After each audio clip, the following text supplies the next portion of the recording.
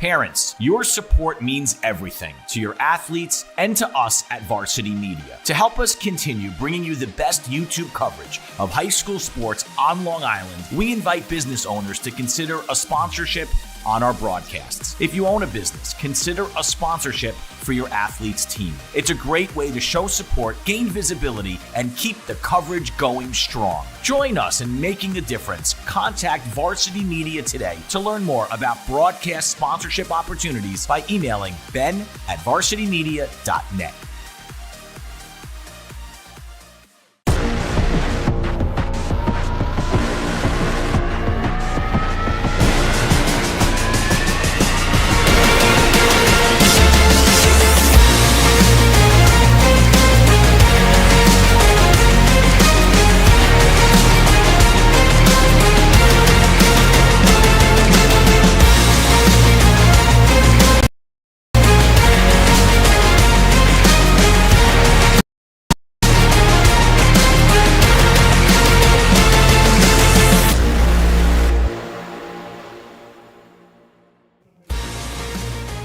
Live from St. John's University in beautiful Jamaica, Queens, it is time for championship baseball on the Varsity Media Sports Network. Two teams have ran the gauntlet through the New York State Catholic High School Athletic Association, and they've earned the right to play on this field today in a winner-take-all game. It's Iona Prep versus the Canisius Crusaders. And for Iona, they're the 4 seed here. Canisius, your 3 seed. And for us, we welcome you into our broadcast booth. I'm Kevin Bunk, joined by my partner Dylan Brett here. We appreciate you spending your evening with us here on the Varsity Media Sports Network. First, the game was supposed to start at 1 o'clock, then 4 o'clock. Now, just moments away at 5 o'clock, it's finally time to play baseball on a rainy Saturday here in Queens. And Dylan, you look at these two teams, what can people expect not only from the squads, but from the weather we have today? Well, first of all, it's two teams that are going to have to find a way to kind of sort through all the jitters, all the waiting around that comes with these rain delays, especially in a game of this magnitude. It's going to take a mentally tough team to come out on top and win this game today. And then on the field, outside of all that, these are two squads that love to rely on dominant, dynamic pitching. We saw it yesterday, shut down arms in both of their semifinal wins. Runs are going to be hard to come by in this one, especially given the way the weather looks. Absolutely, and you mentioned mental toughness. You get through this Catholic League, and that is part of what gets you here to get through that gauntlet to this spot. We first take a look at the road team, Iona, more of a local squad. Ironically, the road team, as they are your 4 seed. Their lineup here starting out, batting first, Sean Concannon, the center fielder. Batting second, Julian Guzman, your shortstop. And in the 3 spot, Dylan Marola. He's going to man first base. The catcher, Jake Rodriguez, bats cleanup. Caden Ceballos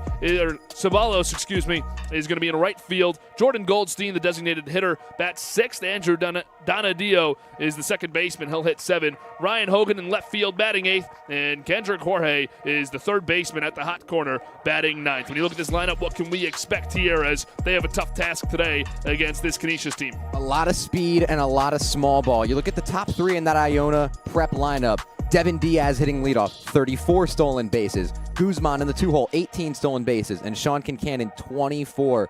These 3 guys are tough outs, and when they got on the bases, they're impossible to deal with. And that tough task comes in the form of Jack Steiner today, senior pitcher, the right-hander for Canisius, gets the ball in the championship game. Dylan, for the people who don't know Jack, what can they expect? They can expect a pretty lively fastball. It sits about 80 to 82 miles an hour, according to their coaching staff. Has a fantastic sinker, but the highlight of his game on the mound, the big right-hander, he commands his off-speed better than anybody in the conference, they say. And for Canisius, they'll be in their all-gray road uniforms. But again, the home team, they'll start defensively in the top of the first. And on the other side, it'll be Iona Prep in their camo uniforms, white pants, camo tops, and red numbering. And the rain has started to subside here a bit, still coming down, but definitely manageable on this gorgeous turf field that hasn't had any flooding at all in what has been a day with about an inch of rain. Yeah, I mean, the conditions have been horrible all day long. You know, I think both of us kind of woke up this morning, looked out our window, and said, oh, brother, the skies still look very ominous and still very threatening, but I think and I hope the worst of the rain should be behind us, and we should have 7 solid innings of championship baseball. Well, again, stepping into the box, your first batter of the game, it'll be Sean Concannon, the center fielder for the Gales. And he's a dangerous hitter. steps in looking to get the leadoff man on in this championship game. The first run will be a big one with two great pitchers on the hill. And Kincannon, another very difficult guy to deal with. 2 homers, 24 stolen bases, a real 5-tool player. And the first offering of the day is a strike on the inside part of the plate. And we're underway here from St. John's University.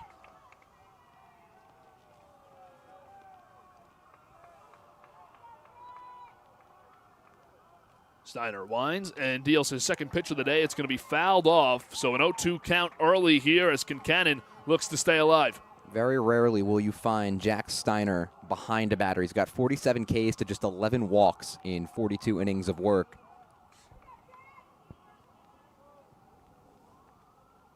Steiner winds and delivers, looking for the punch out, not going to get it. Base hit up the middle for Kincannon, and that's a great 0-2 piece of hitting for the center fielder for Iona, so they get some speed on first, and immediately a threat for the Gales. Yeah, and Kincannon, 24 stolen bases on the season, a .362 batting average, .527 on base. That's the best on the team. He has been fantastic in 2-strike scenarios, nearly impossible to put away. Now the left-handed batter, Julian Guzman, steps up, the shortstop for the Gales. He has a man on first, and the right side of the infield fairly open. We'll see what he can do. First pitch to him is going to be taken for a strike, I believe, on the outside part of the plate. Now give it a ball. It's going to be outside. Just missed. Pickoff attempt is not in time. Yeah, we're going to see a lot of those from Steiner today. As difficult as it can be, he's got to focus on the batter and not let those base runners take away too much of his focus. Count 1-0. Another pickoff try. That one was danger for Iona, but back in was Kincannon. First baseman is Lucas Golombowski for Canisius. Definitely caught him leaning a little bit there. That's why he was almost thrown out, got under the tag by a couple inches. Another try, so 3 in a row go into the bag. They understand the threat that is Kincannon on first base. He scored 37 runs this season. That's the second most on the team. He goes. It's a slow roller. Not going to get a double play because of that steal. Throw to first. Got him. Gavin Einen makes the play over to Golombowski. And we'll take a look at the defensive alignment here for the Canisius Crusaders. Again, on the mound, it's Jack Steiner for Canisius. Behind the plate, Aiden Emick at first base, Lucas Golombowski, Justin Ostenpowski, Gavin Einen at short, and at third, David Barzak. And out in the outfield, Maxwell Barr, David Cloyd. And you get another steal attempt here, so stealing both bases. Sean Kincannon gets all the way to third with one away. Rounding out that defense is Nicholas Shumay in right field for the Crusaders. Iona Prep barely gives you a chance to breathe when they've got guys on the base paths. 2 stolen bases, even though one of them was on a hit and run. Basically 2 stolen bases for Kincannon. Single-handedly wills himself into scoring position. So with one away, a man on third. You have the infield playing at normal depth. Slow roller right back to Steiner, but they're going to say a foul ball. So we'll do it again. Now, those of you at home on the broadcast noticing that knee brace on the leg of Marola there, that's because he tore his ACL last summer and got cleared about a week before this season started.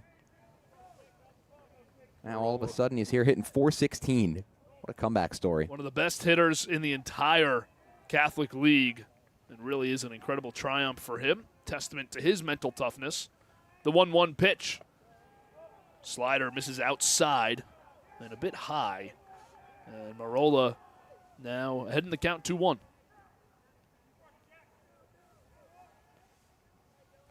The 2-1 pitch. Chopped foul, third base side. Now the count even at 2. This would be a big out if he can get it via the strikeout.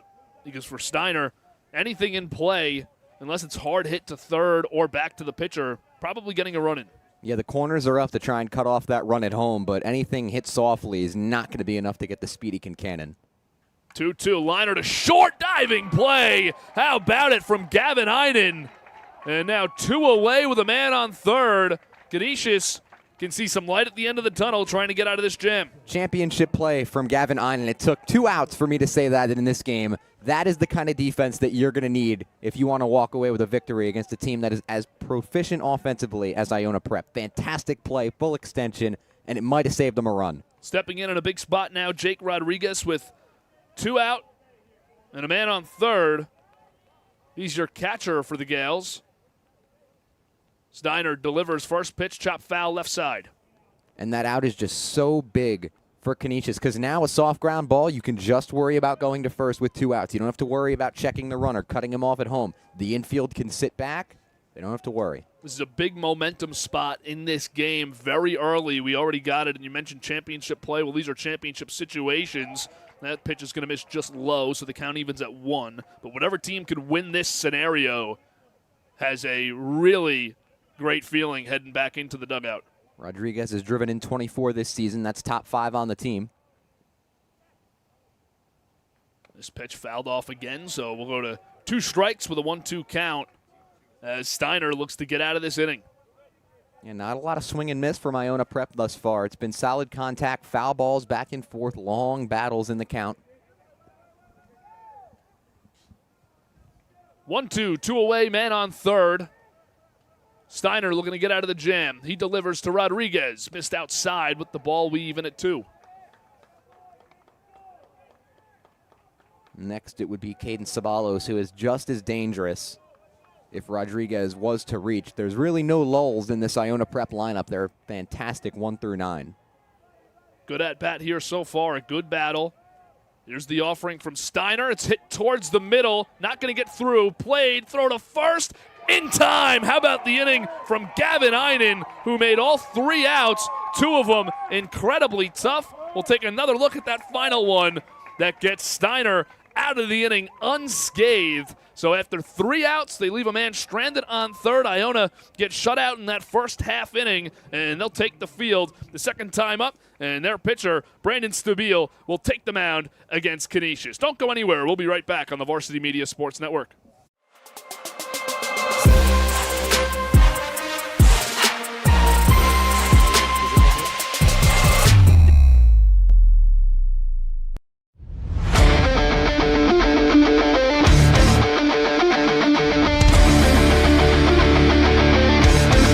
He's got room to go. Merrill towards the end zone. Lost his lid. Touchdown! JJ Damo, face on, stay on athlete. Controlling the face-off. That's 3 in a row now.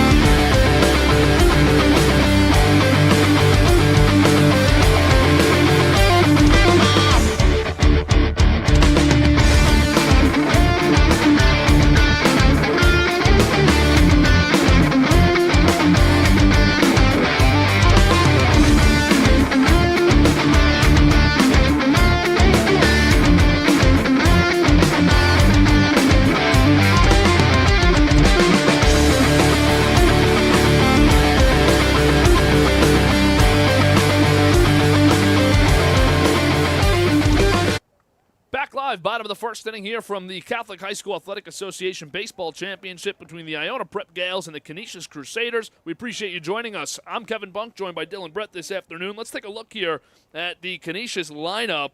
And it starts with Gavin Inan, who just put on a clinic defensively. He's your shortstop tonight, batting leadoff. David Cloyd bats second. He's the center fielder. David Barzak, the third baseman. He hits third. In the cleanup spot, Lucas Golombowski, your first baseman, and batting fifth, Justin Ostenpowski, the second baseman. In left field, Maxwell Barr hits sixth, and Nicholas Shumay is in the seventh spot in right field.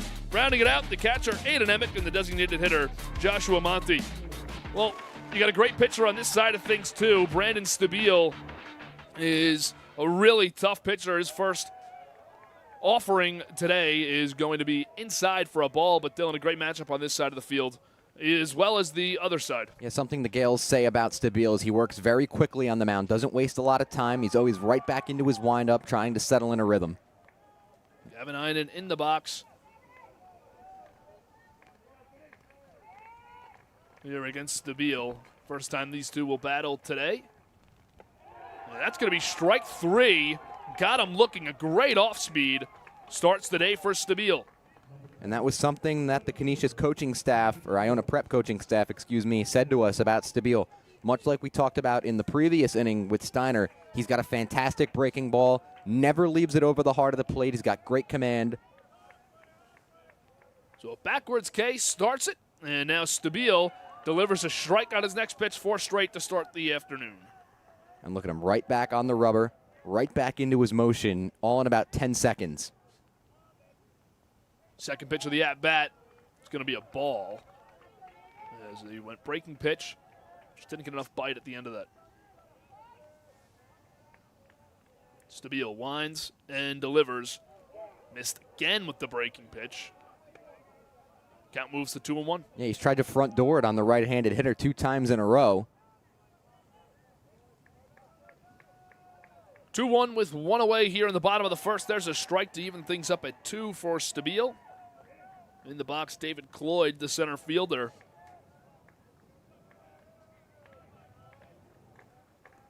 Stabile delivers 2-2. It's right back to him, swinging bunt.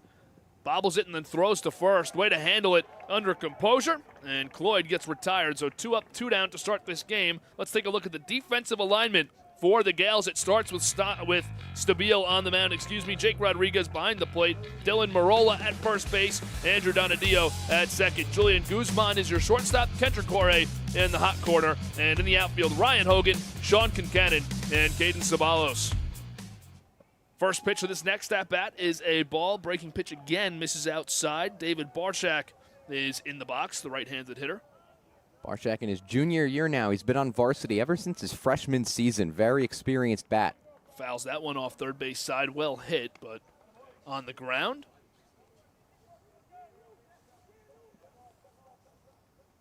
The top of this Canisius lineup is by far one of the best in the state. You look at their top 4 hitters, everybody over 300 batting. Everybody's got over 15 RBI. No real guy you can pitch around and say, I'll pitch to the next guy.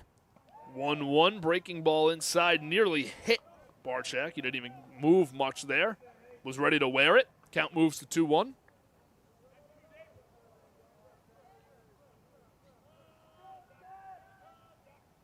Here's the offering. Fastball misses outside. And it looks like the rain has, at least for the time being, subsided. Not coming down as hard as it was just about an hour ago, where we were all nervous about when this game was going to start. Count now at 3-1. The pitch. Fastball gets over. We move to our first full count of the evening. Yeah, Stabile's only walked 14 this season. He's got 46 strikeouts, much like Steiner.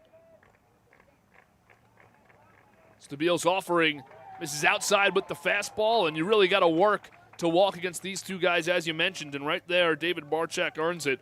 The third baseman heads to first base with the free pass. Yeah, we've seen some fantastic hard-fought at-bats here in the early going. A lot of foul balls, tough takes as well, and the umpires have called it fairly consistently so far. A lot of pitches that aren't missing by much.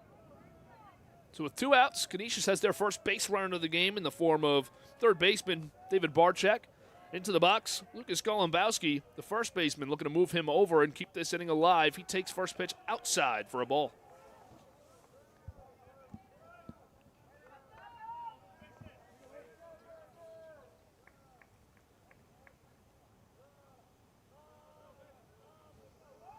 Here's Stabile's 1-0 pitch. Tries to go backdoor, didn't get enough break. Stayed outside, count 2-0. I think we've seen more breaking balls than fastballs from Stabile so far in this outing, which isn't out of the ordinary if you know the way he pitches. Especially against a guy like Golombowski, you've got to be very careful. 2-0 count. Fastball gets in for a strike. So 2 away, man on first. Scoreless here in the bottom of the first after a great effort on the other side of things from Jack Steiner. The 2-1 pitch, fouled back, so we'll move to even. 2 balls, 2 strikes, 2 outs here in the bottom of the first. Golombowski, what a story this kid is. He's just a freshman from East Aurora, New York. Turned 15 earlier this season. 447 batting average, 19 RBI. Those both lead the team. As we check on the runner there, this is a guy that they say they'd be shocked if he goes anywhere lower than high D1. incredible player, and from the left side of the plate, he looks to do some damage here against the righty Stabile with 2 outs. Runner goes, and it'll be fouled, so having to head back will be David Barczyk, and Golumbowski steps back in, looking to do it again with the count even at 2. Golumbowski, as much as we've talked about him, he's also fantastic at limiting the strikeouts. 18 Ks to 13 walks on the season.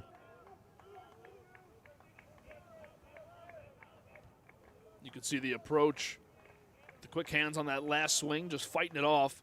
There's a curveball again, trying to go backdoor against the lefty, but not going to work out. We move to a full count for the second consecutive batter. And something I've noticed right away from Stabile is the speed difference between the breaking ball and the fastball. It's got to be at least 10 miles an hour. Absolutely is effective. You see why he's trying to mix it up so intensely. Here's a pickoff attempt. Again, not in time, but with the count full here, last thing you can afford are back-to-back walks with 2 outs.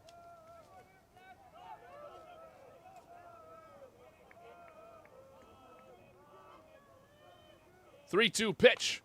Skied foul behind the plate. He's just refusing to budge and give Golumbowski the fastball. He's going to have to hit a breaking ball if he wants to win this battle. He was out in front of that breaking pitch.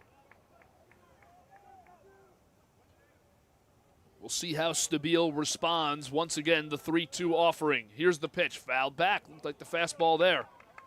This is quite the battle going on between two fantastic players. Again, we talked about championship plays and championship scenarios already last inning. This already feels like another one of them. Just two guys refusing to give an inch, and whoever ends up winning this battle, it's such a moral boost to everybody in the dugout to see your guy go out, fight like that, and come out successful. Count is full for the 3rd pitch in a row. Here's the offering from Stabile. Got him looking backwards, K. The breaking pitch finally lands in that at-bat, and through one frame, this game is scoreless between Iona and Canisius. You got to look at that final out as Stabile forces Canisius back to the dugout, leaving a man on first. So 1 walk, no hits, and a scoreless first inning for Brandon Stabile and Iona. We'll be back with second inning action on the other side here on the Varsity Media Sports Network. You're watching the Varsity Media Sports Network, the home for New York high school sports. Hey parents, Varsity Media is now offering ISO video of just your athlete. Why settle for the wide angle that shows every player on the field? With our ISO video, your athlete is front and center the entire game. This footage will help in creating highlight videos for college coaches to better pinpoint your athlete's play on the field. Watching our video will help your athlete improve progressively throughout the season and may lead to a college scholarship. Varsity Media is now booking ISO videos for the fall, but spots are limited. Contact us today for football, soccer, field hockey, and volleyball by calling 516-403-2050 or emailing ben@varsitymedia.net. Don't forget to subscribe to our YouTube channel for upcoming schedules and content, and on social media @Varsity Media. Back live on the Varsity Media Sports Network here in beautiful Queens. The rain has really subsided. You get a slight drizzle here every so often, but after a rainy day, baseball is happening. A scoreless first inning for both of these pitchers. Stepping back out onto the mound is Jack Steiner for the Crusaders. What'd you see from him in the first inning, Dylan? Well, I saw resilience and poise that typically, guys have to take time to settle into games and work into a rhythm, but he was threatened early as Concannon nearly willed himself over to third base, 90 feet from the opening run, and Steiner just battened down the hatches, settled in, took a deep breath, and he showed a lot of resilience. 2-0 count to start this at-bat. In the box is Caden Ceballos.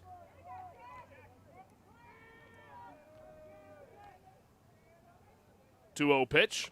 Chopped up the middle, but played at second base. No, under the glove of Justin Ostenposki.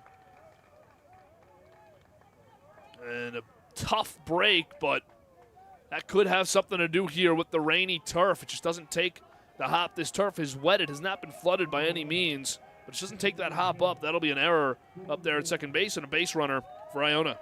Well, we saw Steiner battle back from adversity in the first inning after the leadoff runner reached, and he's going to have to do more of the same here in the second after the error. Into the box, it'll be Jordan Goldstein.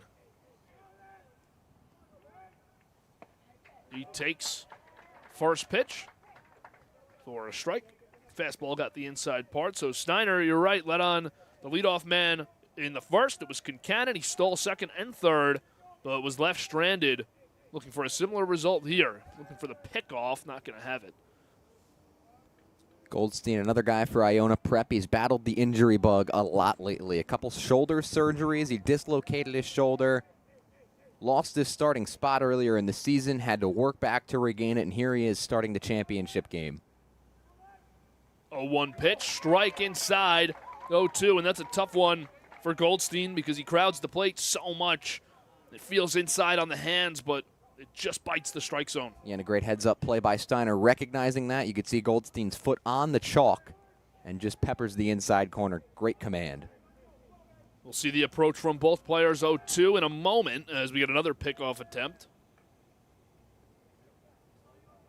2 strike counts are going to be very hot areas for both of these teams to want to steal bases because they know how much these pitchers rely on their breaking ball to put hitters away.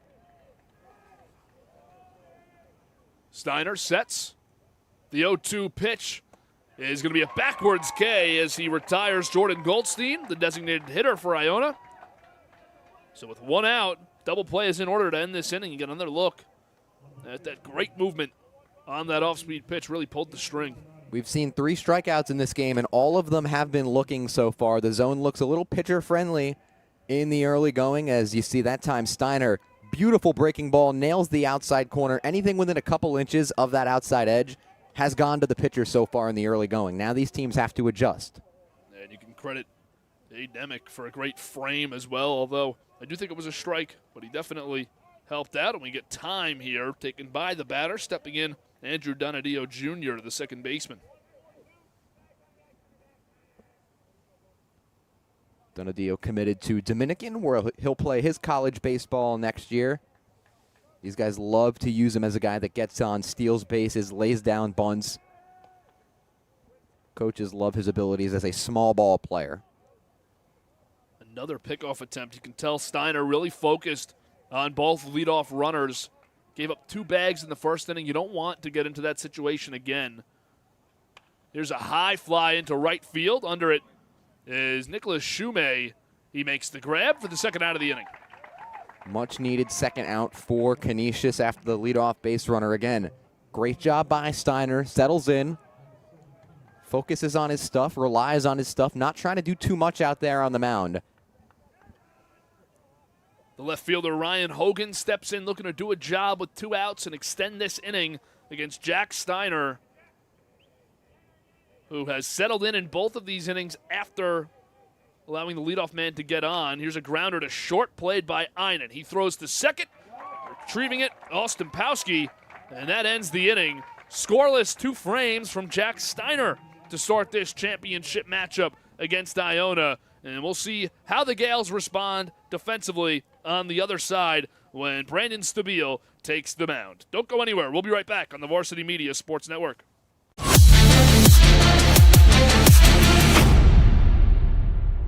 Parents, your support means everything to your athletes and to us at Varsity Media. To help us continue bringing you the best YouTube coverage of high school sports on Long Island, we invite business owners to consider a sponsorship on our broadcasts. If you own a business, consider a sponsorship for your athlete's team. It's a great way to show support, gain visibility, and keep the coverage going strong. Join us in making a difference. Contact Varsity Media today to learn more about broadcast sponsorship opportunities by emailing ben@varsitymedia.net. It's time to book a Varsity Media Sportscast and get on the big stage. A Varsity Media Sportscast is seen by thousands of people, both live and on demand, from friends and family all over the world to prospective college coaches. Our announcers will help tell the story of your team and your athletes. There is no bigger stage to be on than Varsity Media. Book a sportscast today by contacting Varsity Media. For the latest news in high school sports, be sure to check out varsitymedia.net or follow us on social media at Varsity Media.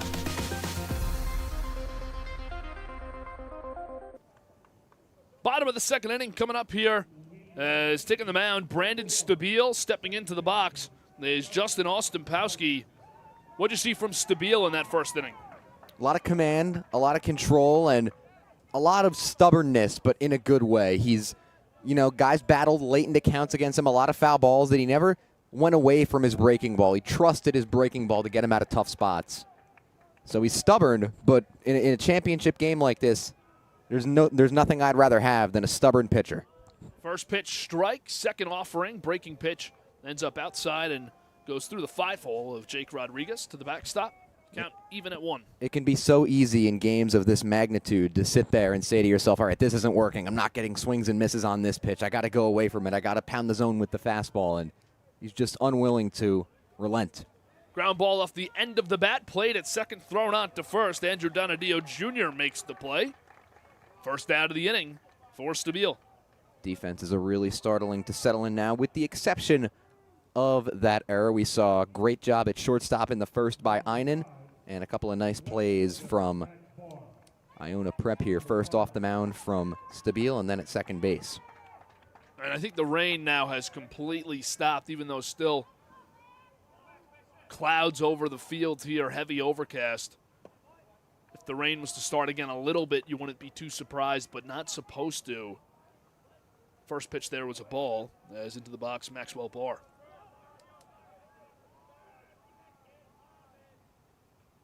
Barr fouls this one off in the air, out of play, first base side. We've talked a lot about the conditions, Kevin, and I mean, you look at where the outfielders are playing. The ball is not going to fly on a day like this. You see a high fly ball out towards the gap, it's going to kind of hang up there and stay in the more shallow parts of the yard with the way this day is panned out. And their dimensions here, 325 down the line. So definitely a threat to hit it to the wall or beyond with these two teams. 1-1 pitch, fouled out of play again. We move to 1-2. And any ground balls that reach the outfield grass, or I should say the outfield turf, wet turf kills that ball so fast. It's not going to roll for years and years on you. It's going to stop. It's going to die. Stabile's 1-2 pitch. High pop. First base side. It's going to get over the dugout and out of play again. So we'll do 1-2 for a second time in a row. Stabile already has 2 backwards Ks today. That both came in the first inning, of course. And he got them both via the off-speed. You wonder if he tries that front door slider or front door curve here with 1-2 after that fastball. Definitely some mind games here as well, because Max Barr is a pitcher himself. He's thrown 31 innings this year. Pulled the string, got him swinging. So the first swinging strikeout of the evening goes to Andrew Stabile as he retires. Max Barr get another look at this swing and miss. It's his 3rd strikeout of the game already, and they have all come by way of the breaking ball. I mean, I don't want to make the comparison, but that looks like a Clayton Kershaw 12-6, the way it goes up and straight down on you. That had tremendous movement. Stabile now with 2 outs, no one on. Grounder to second on the first pitch of the at-bat. It will end the inning 3 up, 3 down. Andrew Donadio Jr. making 2 of the outs, and the other one coming via the swinging strikeout. So quickly through 2 innings here, shutout baseball in the Catholic High School Championship game between Iona and Canisius. Don't go anywhere. The Crusaders take the field on the other side here on the Varsity Media Sports Network. You're watching the Varsity Media Sports Network, the home for New York high school sports. Varsity Media is now opening up our schedule to any team looking to be on a sportscast. Watching yourself on camera is okay, but hearing your name on a Varsity Media Sportscast is like you're a pro. And look at this opportunity. Feldman behind. Jersey pulled. Feldman! Feldman! The loose ball, Keyshawn White has it. He's just going to let it fly. Oh! Keyshawn White from half court. That is cash. What a way to end the third quarter. Look at this. Merrill. No slide. No problem. Gary Merrill goes top corner. Varsity Media offers sports coverage for any sport, and our coverage airs live and on demand so everyone can watch the game. Now is the time to be a star on Varsity Media. Contact us to book a SPORTSCAST today at 516-403-2050 or email ben@varsitymedia.net. Back live from St. John's University here in beautiful Jamaica, Queens. I'm Kevin Bunk, joined by my partner Dylan Brett. Dylan, 2 shutout frames of baseball are in the books. Stepping back out onto the mound, Jack Steiner, and we expected a pitcher's duel. We're getting a pitcher's duel. Yeah, these are 2 D1 caliber pitchers. Point blank, period. On one end, Steiner has fantastic command. He pounds the corner. He's got a good, lively fastball and a very solid breaking ball to complement. And then on the opposite side for Iona Prep, Stabile's breaking ball is one of the best I've ever seen at this level. It's got fantastic movement. The speed difference from the fastball has really caught these Crusader hitters off guard. They've had no answer for it so far. Stepping into the box, it's Kendrick Jorge, the 9-hitter. He's your third baseman for the Gales. He looks to get things started here against Jack Steiner, who's let the leadoff man on in both innings. In the first inning, it was a single up the middle, and in the second, the leadoff man reached through the error at second base. Here's a bunt attempt, third base side. It's going to be fair for a moment, and then bounce foul. Kendrick Jorge, a guy for Iona Prep. Great defender at third base. Didn't play all that much last year, but this year he's got 25 runs because of his ability to get on base and swipe bases. And you could see there for a moment as that ball was fair, Jorge has great speed up the first base line. We'll see if he tries another one here, as moving in a bit is David Barczyk at third base, but still not on that grass yet. Now he steps into it. Fastball outside, gets the corner, so an 0-2 count for Jack Steiner. Now Jorge will not have the bunt in his mind. Steiner has left nothing over the heart of the plate in the early stages of this outing. Everything is on the corner. The 0-2 pitch is sliced up the right field line and fair. Jorge touches the corner, digs for second, throw to the cutoff man, and he's in sliding double. So Kendrick Jorge with a big extra base hit to start this third inning. And that's just his second extra base hit of the entire season up to this point. And I just mentioned a minute ago, we hadn't seen Steiner leave that much over the plate, but this pitch definitely caught a little bit too much of the heart of the plate. Little inside-out swing into right field, and the leadoff man in scoring position for Iona Prep. Now back up, Sean Concannon, who singled in the first inning to lead off this game. Ripped one up the middle. He does that again, it'll be a 1-0 ball game. Squares to bunt, pulls it back. So a 1-0 count will be the way Concannon begins his at-bat. And you don't want to put him on here with the open base because just tremendous speed on the base paths. Yes, you create the force at every bag, but unlikely to get either of these guys. This is an absolute bunt scenario, no-brainer here. Now a swing, just foul, third base side. Concannon nearly drove in that run there with an extra base hit of his own. I stand corrected. I thought after the first pitch we were going to see Concannon try to move the runner over. Now he's swinging away, and we've got ourselves a 1-1 count. Concannon is great bat to ball, so if you're a coach here, you're confident in his ability to move that runner over or do more. As we get a step off the mound. No throw attempt down to second from Steiner. Yeah, 28 walks to just 15 Ks in 40-plus games for Concannon this season. Steiner sets, takes a look towards second. Now delivers the 1-1 pitch. Curveball never dropped.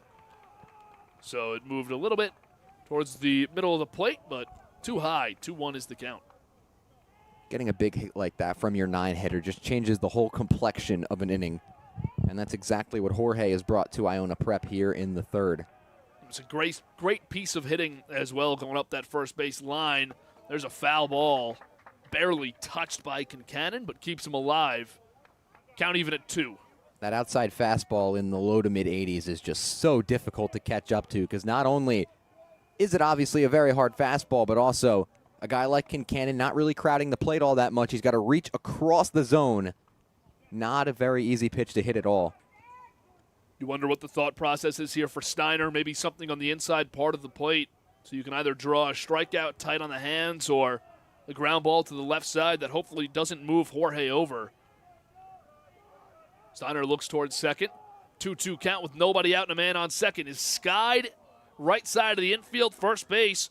Golombowski under it, makes the out, and that's a big one as it does not advance Jorge. And that was exactly what you didn't want if you were Iona Prep and you had Kincannon swinging away. You're thinking to yourself, well, anything on the ground, we could still move the runner over, or anything to the outfield, we're scoring a run. A high fly ball was the exact opposite of what you needed there. And now into the box, it is Julian Guzman, the shortstop, in the left-hand batter's box. He takes fastball inside, ball one. And now with one out, there's going to be no button play to move the runner over. Iona Prep's going to have to bring him home the old-fashioned way. Man, what a job this would be if Steiner can escape this inning. We saw him escape an equally dangerous, if not more dangerous, scenario in the first when you had Kincannon on third base as the leadoff man after the single and 2 steals. Here's a hit to center field. It'll be a tough play. It gets down on a hop but blocked. Ricochets away. Coming home is Jorge, safe at the plate. And moving to second will be Guzman. So your first run of the game comes, and it was a tough play for David Cloyd out in center. It gets Iona the first of the evening. And that was such a close play at home plate. Jorge didn't know if that was going to get caught or not, so he kind of had to hold up in the base pass, as you're going to see on the replay here. It hangs up in the air for a little while. He stops in between second and third. Then he realized Cloyd's not going to get the ball, does not pick it up cleanly, and he scores sliding just in the nick of time. 1-0 Iona Prep. And you have to give credit to Cloyd because it's a tough play. You get caught in that in-between, and he charged it hard, ends up blocking it. It could have been far more damage if that ball got by him, but he uses the body to stay in front and make sure to keep it in front. Now Steiner in the same situation, though. Still 1 out and a man on second. And a very difficult hitter in Marola coming up. Another guy that does not strike out very often. Big hole on the right side of the infield for Marola. He squares to bunt, though. Pulls it back. Runner went. Great pick at third base. Probably saves a run, but it's a stolen bag for Guzman. And now Marola's job gets a lot easier. Definitely saved a run over there at third base. David Barzak had to sprawl out and keep that little short hop throw from dribbling into right field. And now you might toy with not throwing Marola much to hit with first base open, trying to set up a potential double play. That's a great diving grab by Barzak. Over at the hot corner. In a 1-0 game, Iona leads the infield completely in, but you're right, now you can kind of dance around Marola if need be. Steiner, though, will show a lot with this pitch. That's a strike. He gets some help. Swinging at that one. It may have got the lower corner anyways, but a good fastball gets by Marola, who was looking to swing. Yeah, I think that might have been the sinker from Steiner there. The bottom just kind of fell out of that one, but it still definitely had some fastball velocity on it. 1 ball, 1 strike, 1 out in a 1-0 game. Iona looking to add to their lead. Here's a fly to right. It's deep enough. Should get the job done. It's dropped out in right field. Nicholas Shume throws it into second, not in time. So an error out in right field will score the second run of the game. And it was off the bat of Dylan Marola. Off the bat of Marola, we talked earlier about the outfield playing very far in, and that, as a result, sent Shume back about 20 or 30 feet, caught himself in a back pedal, and we're going to have some action in the Canisius bullpen now as this inning has started to get away from them. Steiner having trouble getting the strikeouts here. You get a mound visit right now for Canisius.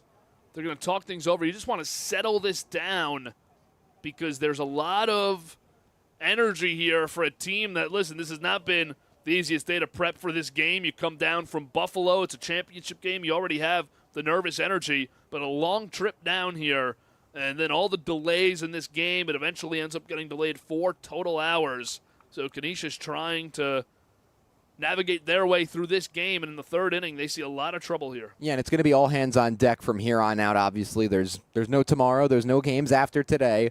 It's winner take all, so not surprising to see them head to the bullpen early on in this one as they're going to get an arm up and moving around. So players take their positions again. Iona with a 2-0 lead. Stepping into the box will be Jake Rodriguez, the catcher, with a chance to extend the lead to 3 runs. On second base is Dylan Marola. You got to credit the hustle from Marola, too. What looked like it was going to be a sacrifice flyout, he turns into a double with some good hustle around the bases. Another bunt attempt. It's a beauty. Third base side, and it's going to be an infield single, but trouble at third. Great heads-up play. Is going to get a big out. Marola thrown out at third base. I don't think everyone's in agreement on the Iona side. We'll take another look. Just a gorgeous bunt up the third base line, but the turn at third base from Marola was definitely a little bit too wide. Great heads-up play by the catcher, Aiden Emick. That's a freshman with a phenomenal baseball IQ display there. And there's no instant replay here, so they can argue all they want, but the call will stand. So the bunt will get Rodriguez to first, and you'll get a pinch runner over there. We'll get an ID on the number in a moment. But thrown out at third was Dylan Marola, and that is a big break for Jack Steiner. This is a base hit to left field, looping over the shortstop, and played by Barr. So another runner in scoring position now with 2 away. Nice piece of hitting there from Ceballos. Well, it took one time through the order, but the bats for Iona Prep have really started to wake up here in the third. It's now the second time that everybody's seeing Steiner, and they look a lot more comfortable in the box, a lot more easygoing, free swinging. They're attacking him a lot earlier in the count, so he can't set up that breaking ball.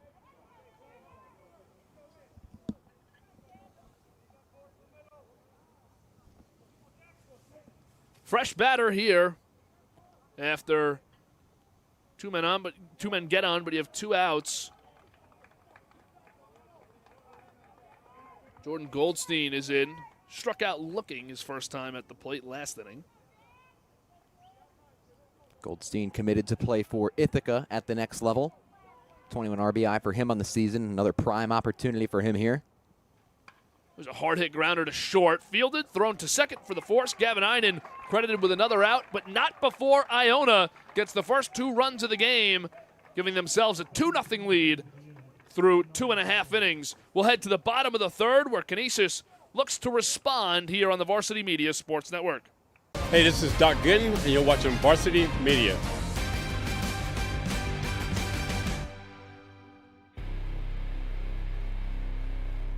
High school sports fans, Varsity Media is the exclusive live stream partner of Nassau County Championships. To live stream fall, winter, and spring championship events, head to varsitymediapass.com to order. Now accessible on smart TVs. Varsity Media is your home for the Nassau County Championships.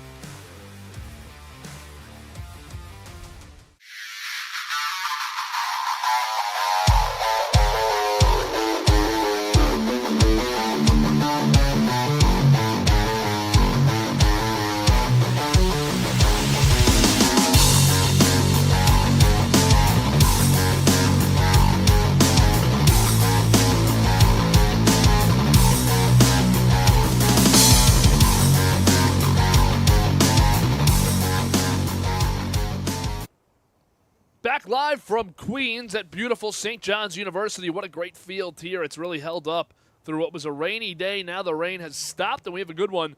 2-0, and back out there, Brandon Stabile, who just had a long seat in the dugout, but for good reason, as his team has given him a 2-run lead. And he's pitching with a lead for the first time today. Obviously, pitchers, it can be easy to settle in, try to change your approach when you've got a multiple-run lead on the mound, but for Stabile, he's just got to keep doing what he's been doing. That breaking ball has been electric. There's a strike. He gets ahead in the count once again. Into the box, it's Aiden Emick, the catcher, who made a great heads-up play to throw a man out at third. Probably prevented a lot of further bleeding for this Canisius team last inning. There's a ball. Breaking ball misses low. Yeah, Emick, another guy, just a freshman at 5'10", 160, and the coaches have praised him for his arm and his defense, and right there you see why. Snap throw over to third, great heads-up display. 1-1 count. The offering is fouled just to the right of the plate, foul territory. And 250 on the season with a couple of extra base hits on his tab. Defense is by far the strength of his game. But now Canisius down multiple runs. He's going to need to be a key piece of a potential comeback. The 1-2 offering. Curveball just misses above the zone. Almost another backwards K for Stabile. But Emick survives to see another pitch. Whenever a pitcher has the confidence to try to drop a curveball in at the letters, that's how you know he's feeling it. Very rarely will you see that, especially at this level. Count even at 2. Another try on the front door curve. Not going to get it. Now the count suddenly is full for Stabile, who seemed to be in total control of this at-bat. See if he goes back to the fastball now after missing 2 off-speeds. Emick digs in. The offering, fastball on the outside part of the plate, making another backwards K for Brandon Stabile. And that is already 4 for him in this young outing, showing absolutely no sign of slowing down, I should say. 3 strikeouts looking, 1 strikeout swinging for Canisius. Stabile in total control through 2+ innings. Credit the incomparable Chris Sweeney, our director, running the replay today. Check swing fouled.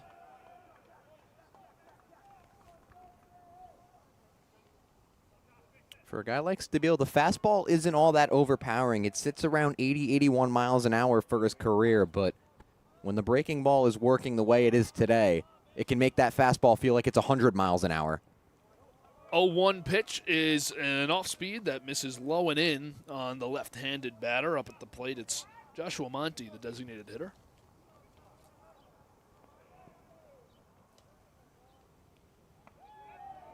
Off-speed will miss outside, trying to go backdoor there against the lefty, so a 2-1 count for Monty.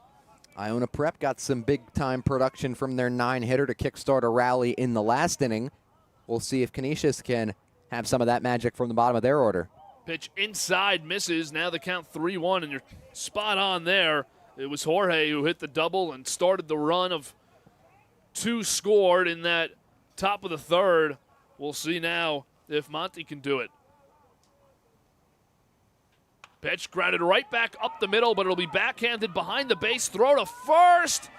It's going to be safe as Marola had to come off the bag. A great effort by Donadio Jr., but Joshua Monty is on base. Get another look here. Fantastic defensive effort by Donadio. Backhands that one, throws across his body, and I think had the throw been on target, it would have been in time to get the runner, but just so difficult to make an accurate throw with his momentum taking him towards third base there. So that'll be the first hit of the day for Canisius. Their designated hitter, Joshua Monty, does exactly what he's in the lineup for. Gets on base now. And Brandon Stabile, for the second time today, has a runner on. That one gets through the 5-hole, back to the backstop. Rounding second and staying there is Monty. Now some trouble for Stabile. First runner in scoring position for Canisius. And it's the 9-hitter. Both teams here in the third inning, with the last man in their order trying to kickstart a little bit of offense. We'll see if Einan and company can do the job after Monty did a fantastic job to set the table. Once again, it's Einan in the right-handed box against Brandon Stabile. Einan struck out looking in his first trip to the plate. He takes a curveball there that misses low, count 2-0.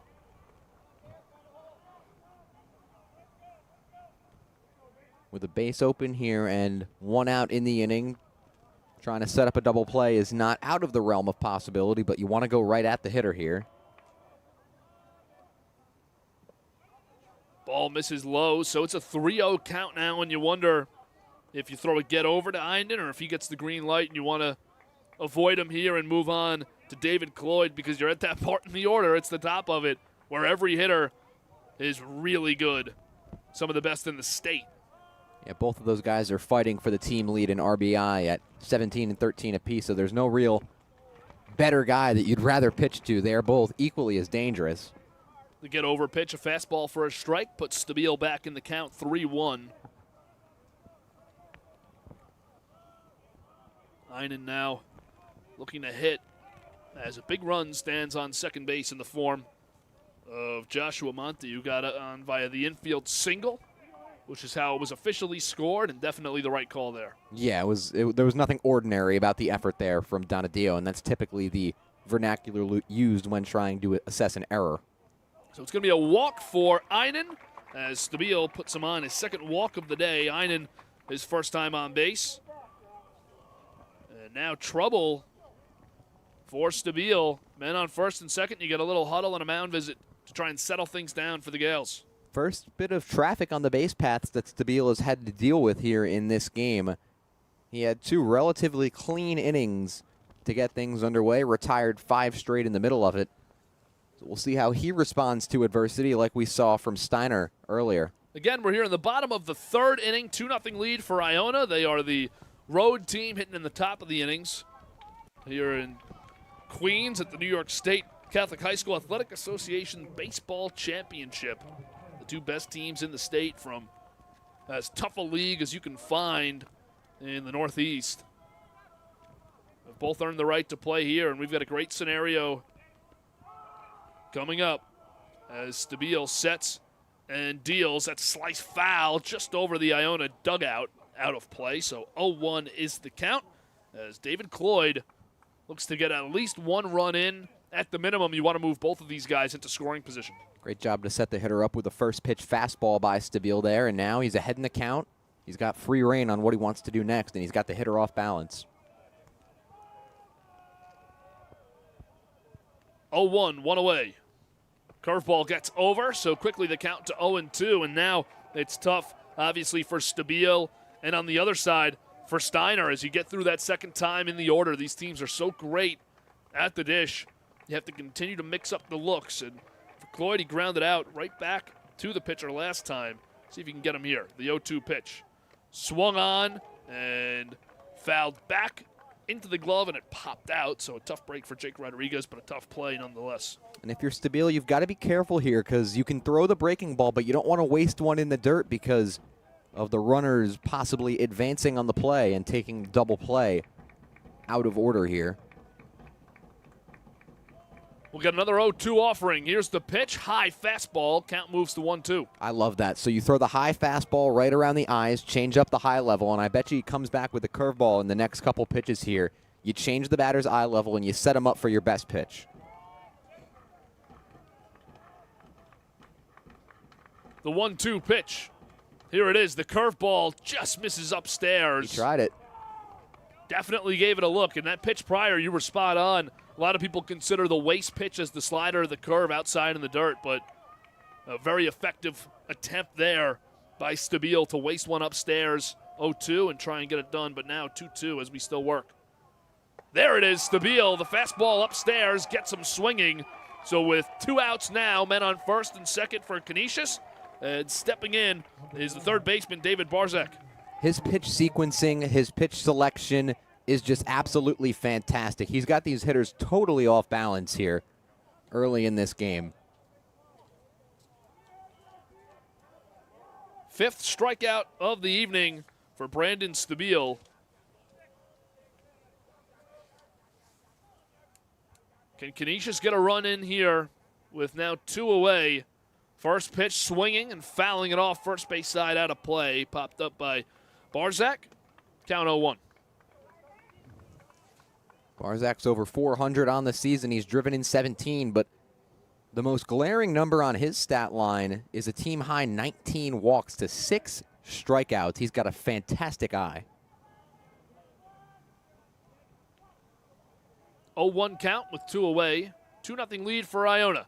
Stabile delivers a strike. Perfect fastball on the outside part of the plate. And now with 0-2, a chance to head back to the dugout once again unscathed. You can see now crowding the plate. Barzak, he knows he can't give an inch here to Stabile, and that outside corner has been pitcher-friendly. Barzak digs in. The offering almost came back inside with a great 2-seamer. Just misses out. Right call by the umpire, but a great 0-2 pitch. And his catcher, Jake Rodriguez, just pointed back at him and said, hey, man, my bad. He feels like he should have stuck that in the outside corner and held it there. A lot of movement on the heater. See what he does here now. 1-2. 5 strikeouts already for Stabile. The delivery. Hitting to right field. Playable and caught Caden Ceballos ends the inning for the Gales, and they have gone through 3 innings now, shutout baseball on the defensive side with 2 runs scored in that top of the third. So a 2-0 game after 3. We'll be back in a few moments with top of the 4th action as Canisius once again takes the field, looking to keep this game at a 2-run difference here on the Varsity Media Sports Network. You're watching Varsity Media, New York's high school sports network. Are you a local business looking for new and creative ways to promote your company? Varsity Media offers affordable rates that can get your message across to a demographic of 18 to 54 years of age. Our follower base across social media is 75,000 strong, and our viewership numbers per game are in the thousands. Don't blow your advertising budget on old staples like TV and radio media. Reach out to Varsity Media to get the best bang for your buck. When it comes to live streaming, Varsity Media does it all. Athletic events, concerts, musicals, graduations, even weddings. Trust Varsity Media when it comes to your live stream event. Contact us today to learn more about Varsity Media's live streaming services at 516-403-2050 or email ben@varsitymedia.net. Back live from St. John's University, 2-0 lead for Iona. Stepping back out onto the mound for the Crusaders is Jack Steiner, who gave up 2 runs in the prior inning, but so far 5 hits and 2 errors for the Crusaders defensively. They're going to need a clean inning here. Yeah, they've already got arms up and moving in the bullpen, so we could be near the end of Steiner's day, but with how fantastic that Stabile has been on the other end, any further insurance runs for Iona Prep are going to make this very difficult for Canisius. Fouling off the first pitch is Andrew Donadio Jr., the second baseman. He flew out to right field his first time up back in the second inning.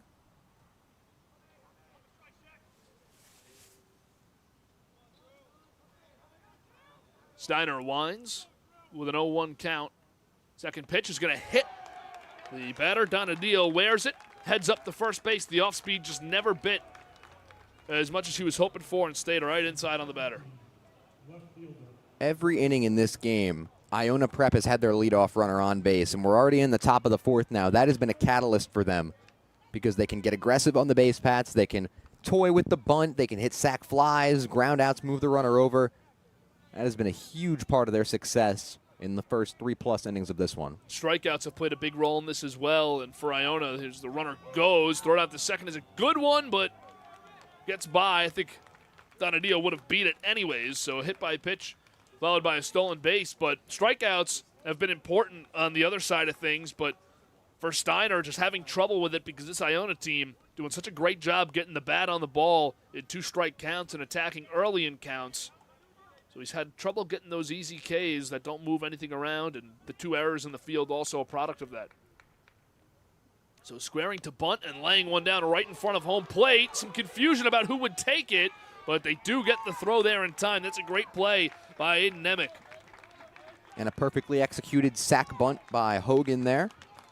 Moves the runner over to third base and nearly beats out the throw himself at first, but that's how you play team baseball in championship games. The early show puts it down right to the right of the pitcher's mound.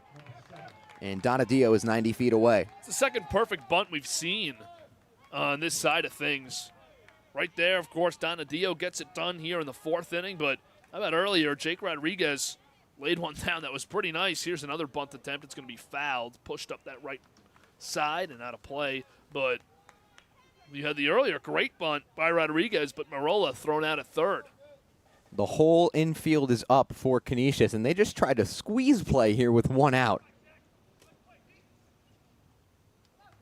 That's also a sign of respect to Jack Steiner and what they think of him as a pitcher on the Iona side. Here's the 0-1, chopped to first base. It won't get the run in. It'll get an out, and that's a big one for Steiner and the Crusaders. Yeah, great job over there at first base by Golombowski. Looks the runner back to third base, and it was definitely hit too hard for him to have a chance to score. So now 2 outs. You can go to first base on a ground ball. Don't have to worry about the runner on third. The only problem is they've got a fantastic hitter in Kincannon standing in their way. So after the ground out from Jorge, it is Kincannon that steps in. He singled his first time up, flew out to the right side of the infield his next time up. Checks there and takes the inside strike, 0-1 count.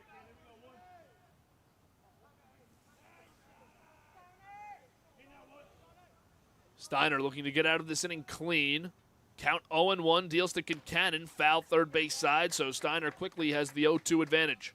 This is the guy you want to have up if you're Iona Prep, but Steiner quickly ahead 0-2. Going to need his best pitch here to put away one of the toughest hitters to strike out in the state.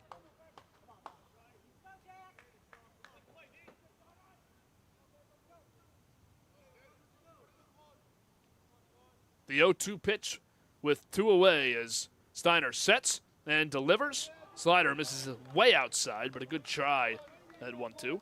Good waste pitch there, but remember, with the runner on third, you can't be too confident in just burying a slider in the dirt because it can get away and score the run. Great job by Emick to slide over there into that left-handed batter's box and make the play, keep it in front.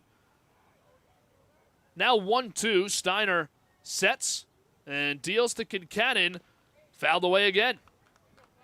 Yeah, those coaches have raved about Emick's ability behind the plate blocking. They said he's got a live arm, and for just a freshman, he's got plenty of development in his future.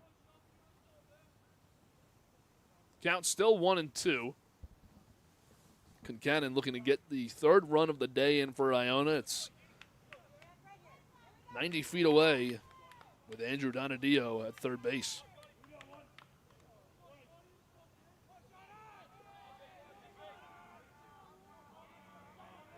Here's the 1-2 from Steiner. Grounded left side. Kept in the infield, but it'll be a single. Nice job by Gavin Heinen to even keep that in. But a run scores with 2 outs. Great 2-strike approach from Kincannon. Yeah, the second you see anything hit to the left side of the infield that softly, off the bat of Kincannon, just pencil it in as a base hit. He is one of the quickest players in the state. He got up that line in a hurry. Perfectly placed, a tough break for Jack Steiner. Scoring the run was Donadio. Now this ball's going to get by, and an easy steal for Kincannon. And a runner in scoring position for Guzman, who's already driven in a run today with a single. 1-0 count with 2 outs. 3-0 lead for Iona Prep. The Gales looking to add to it again with 2 outs here as in the box stands Julian Guzman. Got a little action there down in second, but a 2-0 count.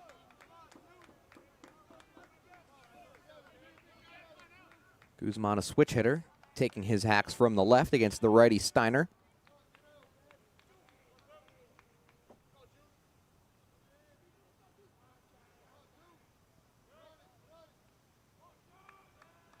We got a step off from Steiner, and Guzman steps back in looking to hit. 2-0 count. We'll see if they give him the green light. Right side of the infield wide open. So is the right center field gap. This pitch is taken for a ball inside. Count 3-0. You wonder if they just try to put him on here and work to Dylan Marola. Warm-ups have concluded over in the bullpen, so this could be the last batter or 2 that we see Steiner face. 3-0, Steiner steps off.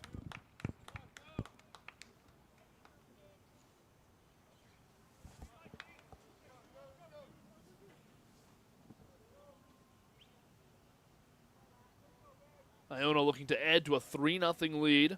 The count, 3 balls, no strikes. Green light.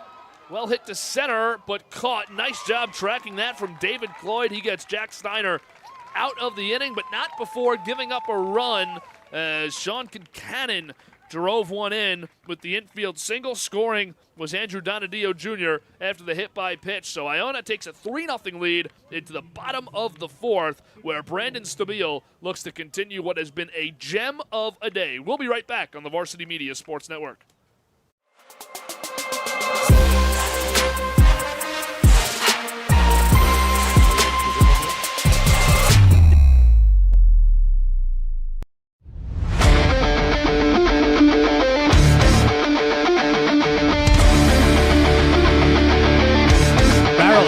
room to go. Merrill towards the end zone. Lost his lid. Touchdown! JJ Damo, face on, stay on athlete. Controlling the face-off X 3 in a row now.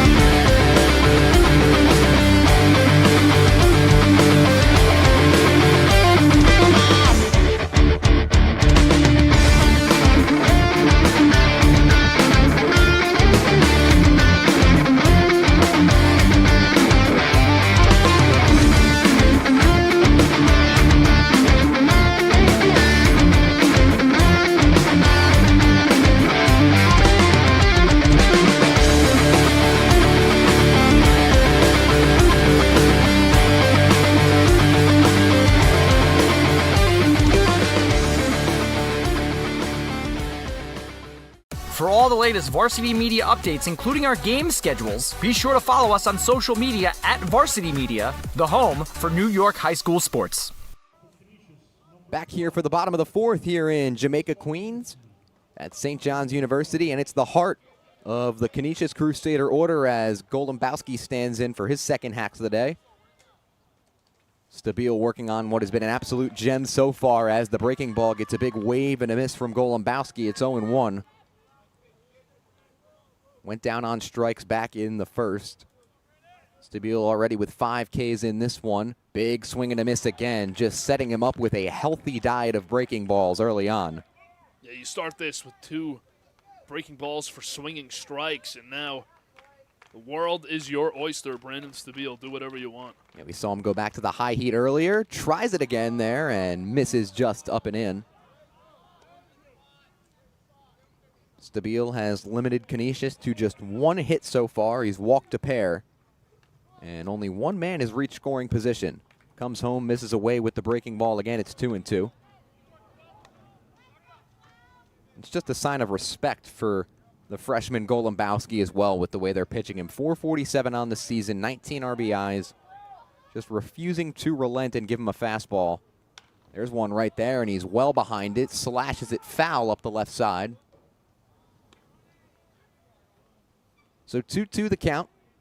It's a great job to work back by Golombowski. You go down on 2 breaking balls to start the at-bat. It almost feels like you're cooked, but he's battled back now, 2-2. Big foul ball there against a pitcher that's just been on it today in Stabile. Yeah, it's so tough to stay on time with the differences in speed that Stabile has presented.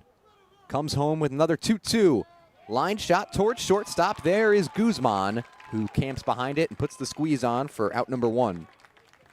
Great at-bat, both sides. But the winner, again, is going to be Brandon Stabile, who has just been so great today. And it's not only the change in pace of the pitches, but also his change in height has just been great. His placement overall has been flawless. First pitch to Austin Pawski is in there for strike 1. Grounded out softly to second base back in the second inning.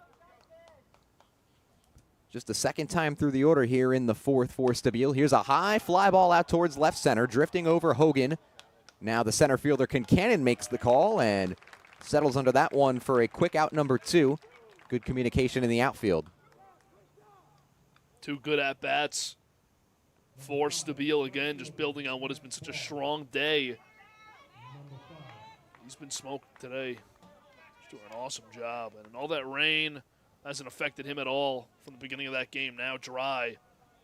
He feels comfortable.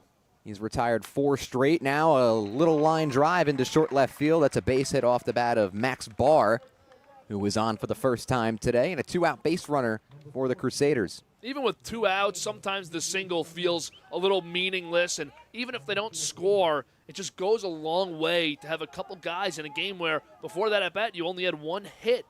To just see some guys be able to get on with a hit, it could go a long way for your team against a pitcher who you're about to start seeing, coming up next inning for the 3rd time through the order. Stabile has not had to throw many pitches, so any base hit like that feels like a small victory for Canisius. Still no action to report in Iona Prep's bullpen, and why would you with the way he's been going? There's a backdoor breaking ball for strike 1. It's Nick Shumay in the box now, grounded out in the second. Seeing Stabile for the second time. There's a check on the runner at first, but he's back standing up. Barr's only stolen 3 bases all season. Just trying to keep him honest. They just try it here to try and move a guy into scoring position, trailing by 3 runs midway through this game. Both pitchers, though, have done a good job of checking runners today and making sure that base runners know that there's an eye on them.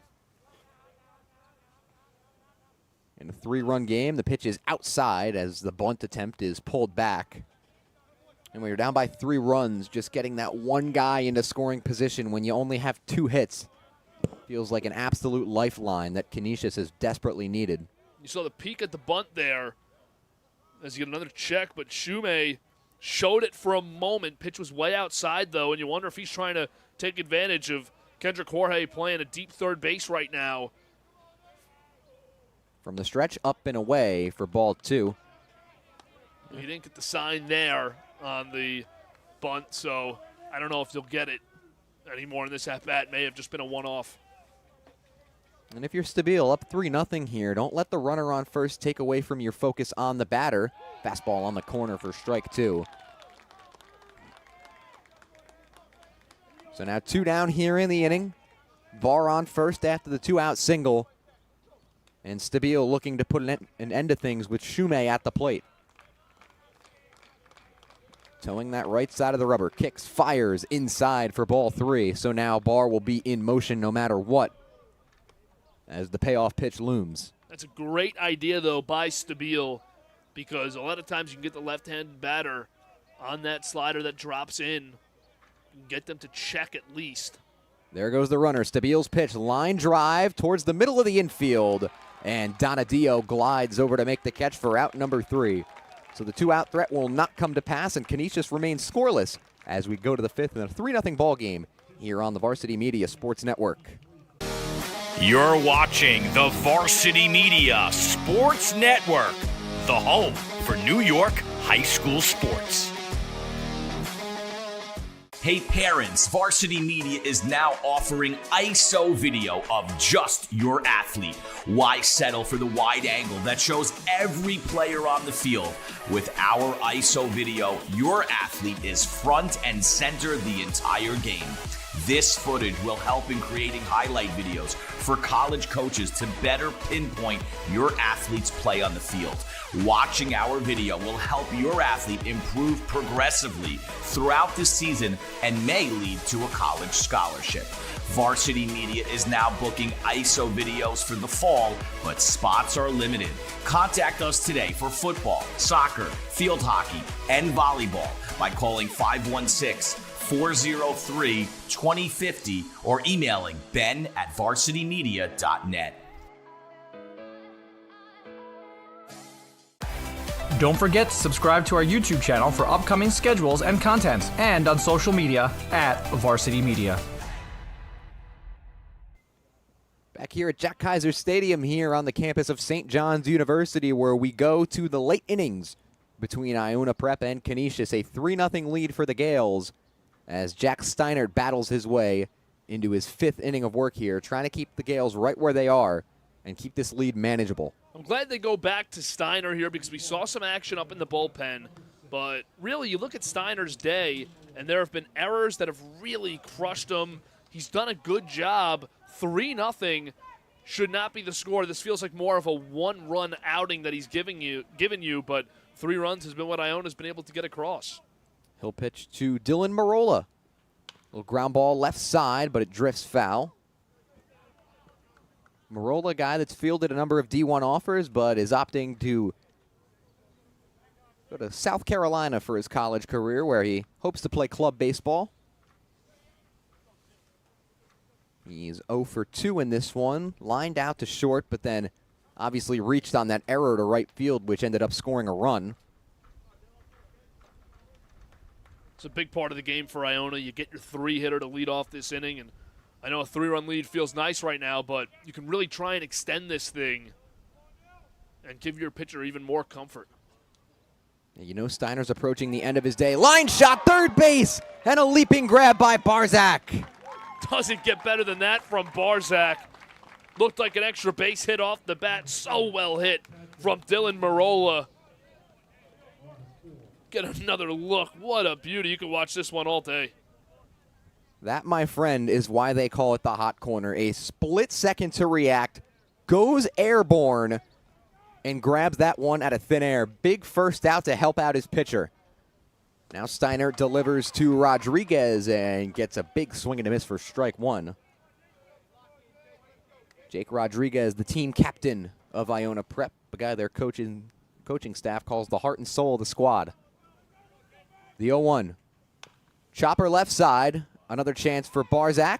Sets and fires for out number 2. That one, the degree of difficulty turned down a little bit, but the execution still flawless. Yeah, you get 2 different types of outs. The beauty of baseball, you can get them in a lot of different ways. No 2 outs are the same, and yet Barzak make the incredible leaping play on his backhand, about a foot over his head. Robbed an extra base hit, and that one comes right into his lap. So now it's the lefty Caden Sabalos with 2 down. Pop left side could stay in play here. 3 players converging, and it just reaches the seats. Giving chase was Max Barr. Looked like for a moment off the bat it was going to be a chance at a tough out for Canisius, but they'll have to do it again. I like the way Steiner's working this inning, though, challenging the hitters. You don't want to get behind in any counts, which he's had some trouble with in the middle innings. He's jumped ahead of seemingly every hitter in this inning. Well, Canisius got the bullpen active in the 3rd after a couple of guys reached, but Steiner has really bounced back and done his absolute best to keep his team in this game. Comes home to Sabalos in the 0-1, fouled left side over the dugout, 0-2. You know, in a championship game, there's no tomorrow, so if you have to tax the pen, you're going to tax the pen. If you got to warm them up a few times, you're going to warm them up a few times. And that was just a precautionary warm-up. You still have seen some action the last inning or 2, but nothing right now. The 0-2, Steiner comes home. Breaking ball just off the plate. Tried to get Sabalos on the back door. Tough take there.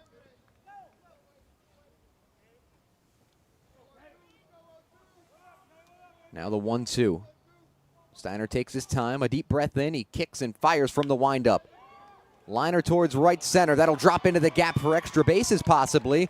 Big turn, and now Sabalos reconsiders and jogs back into first base with a 2-out single. David Cloyd takes a great angle out in center field and makes sure to keep that in front of him, but it also looked like that ball had a lot of backspin on it, and it did not hop too favorably for the hitter, Sabalos. Turf killed that one. Turf absolutely did, and sometimes that happens with a little backspin and the wet turf. You see it a lot in lacrosse, but the wet turf can kill a ball like that. So a 2-out single for both teams here in this last inning. Check on the runner at first. Sabalos back safely. That'll bring up Jordan Goldstein. 0 for 2 with a K and a ground out today.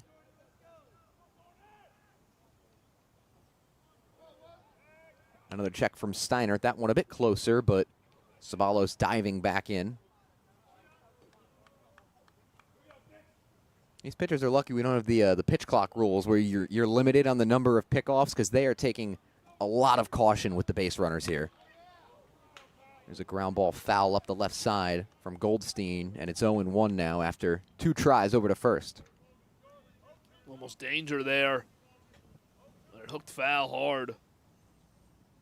Goldstein, a good hitter, though. Struck out looking back in the 2nd, grounded out to short. And his last at-bat, and now looking to get a hit. Good contact on that first foul ball. So 0-1 the count. Steiner looks over at the runner at first. If Goldstein can reach, Donadio would be next. He's already scored a run today. Could be a big-time insurance run at first for the Gales. Sabalos back in safely again.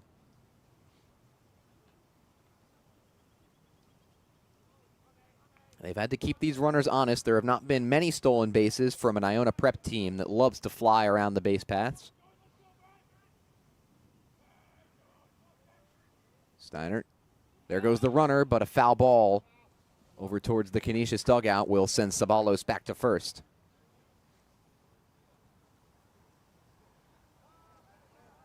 Well, Steiner's allowed 7 hits in this one, but it's really 2 errors that have been the bane in his outing, and perhaps without them, we could have a 1-0 ball game right now.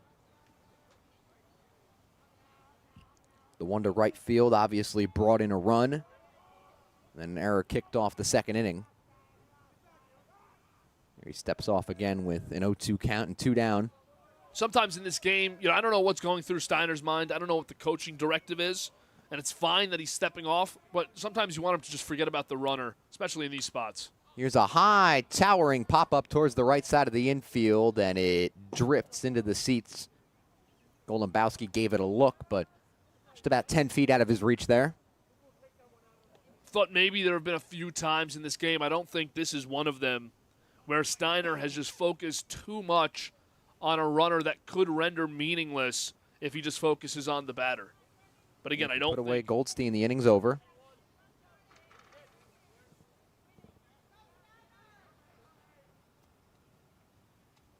Steiner, another look. By my count, that's the 4th time he's picked off first in this at-bat. Meanwhile, he's only thrown 2 pitches to Goldstein.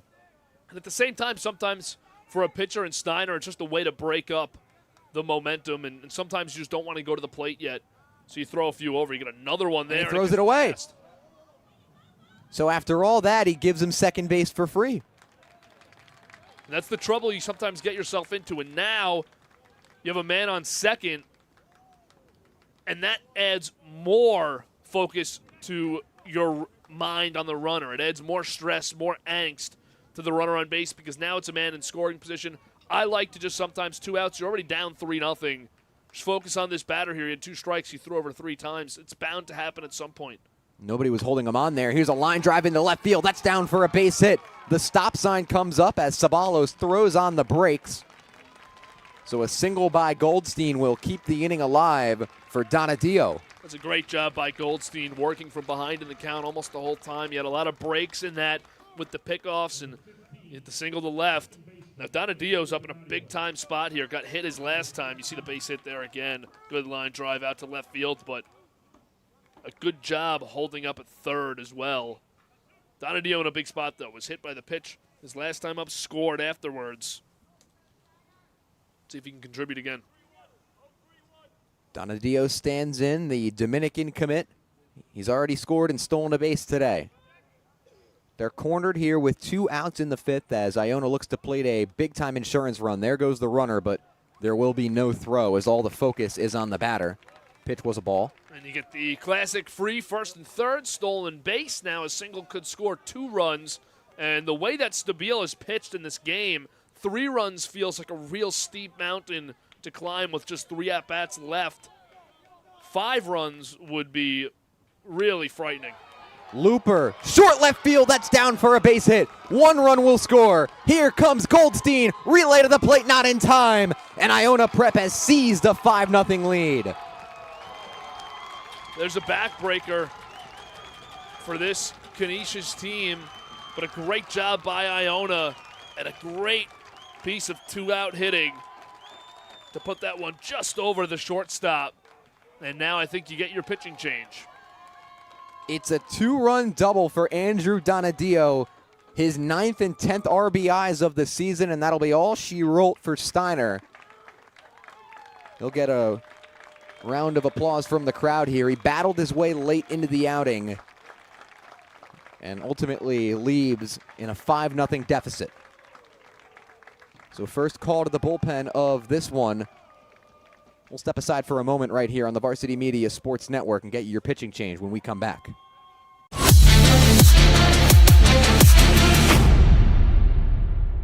Parents, your support means everything to your athletes and to us at Varsity Media. To help us continue bringing you the best YouTube coverage of high school sports on Long Island, we invite business owners to consider a sponsorship on our broadcasts. If you own a business, consider a sponsorship for your athlete's team. It's a great way to show support, gain visibility, and keep the coverage going strong. Join us in making a difference. Contact Varsity Media today to learn more about broadcast sponsorship opportunities by emailing ben@varsitymedia.net. It's time to book a Varsity Media Sportscast and get on the big stage. A Varsity Media Sportscast is seen by thousands of people, both live and on demand, from friends and family all over the world to prospective college coaches. Our announcers will help tell the story of your team and your athletes.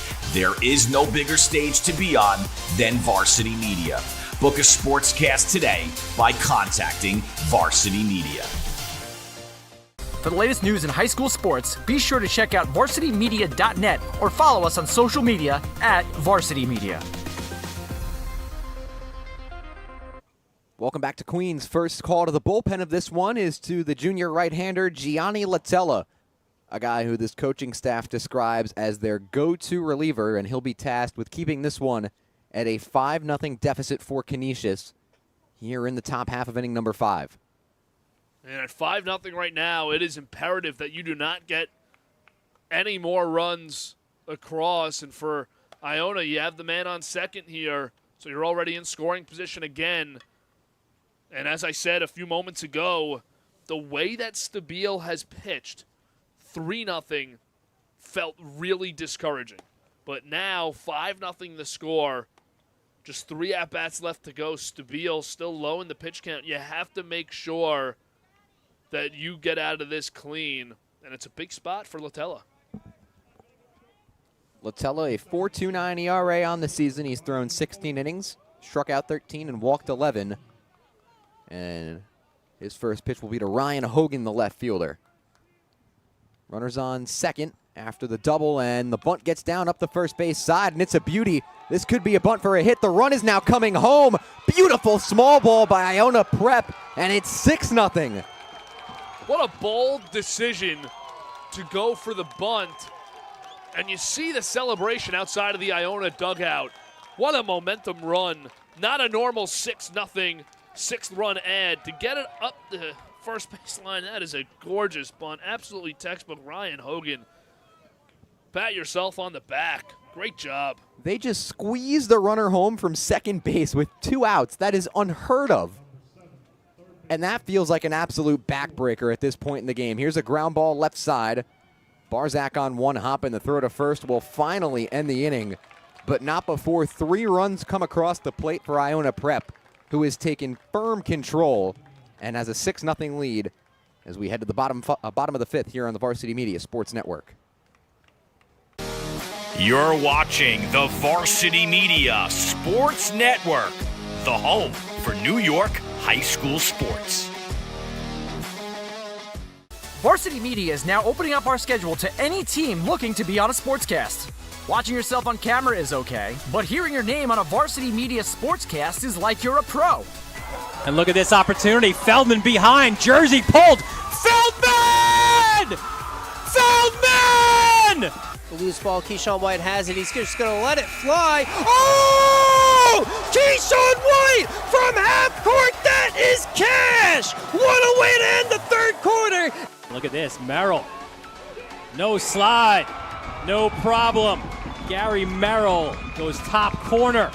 Varsity Media offers sports coverage for any sport, and our coverage airs live and on demand so everyone can watch the game. Now is the time to be a star on Varsity Media. Contact us to book a sportscast today at 516-403-2050 or email ben@varsitymedia.net.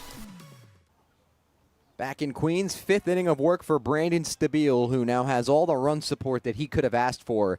A 6-0 Gale lead, as now 9 outs are all that separate Iona Prep from a state championship. And with this guy on the mound, they've got to feel great about where they're at. And if you're Stabile, I'm making sure that I'm attacking hitters right now. You don't want to dance around. It's the championship. I want my complete game, but I want to make sure that we don't put runners on early. We don't give them an opportunity to get runs in bunches. You attack hitters. The percentages, probabilities tell you that when you go after pitchers and throw strikes, you're not going to give up 6 runs in 3 innings. Now, you never know. It's championship baseball, and Canisius has a stellar team, but he's got to attack right now. First pitch, liner into short right field. They're going to throw to first and try to cut off the runner, but it dribbles out towards home plate. So a bit more hard-earned of a single than Emick would have asked for, but a leadoff base runner is exactly what the doctor ordered for Canisius. That's big when you get 8-9. You wonder if Monty goes for a bunt situation here. He singled his last time up, though. But you can move the runner over when you get your 8-hitter on and you get a lefty into the box. But Monty not going to give you necessarily the speed you want on the bunt. But down 6-0, you also want to just try to get these runners on without giving up the free out. Monty, the DH, batting ninth today. He is already 1 for 1 with a single. Man, turning this thing over with 2 runners on to the top of the order would be massive for a potential Canisius comeback. Liner, third base, catch made. Now the snap throw back to first is not in time, but a big first out for Jorge over there at third. Now you have the top of the order coming up. Einen stepping into the righty box, and you just haven't gotten the production from this top of the order. None of your top 3 hitters, none of your top 5 hitters have hits in this game. So you want to see it now. It's now or never for these guys. And if they don't string some hits together, this could be the last time today we see the top 3 in the Canisius order. Check on the runner. Einen 0 for 1, struck out and walked so far.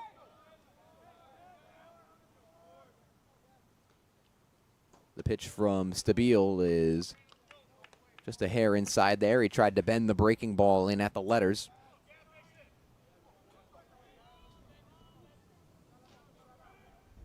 Einen has scored a team-high 26 runs this season. Here's a looper into right field, but perfectly positioned is Ceballos as he's right there for the second out. Good job attacking after you let the leadoff man on, going after the next 2 hitters, and in the blink of an eye, there's 2 outs with a man on first. And that'll bring up the center fielder, David Cloyd.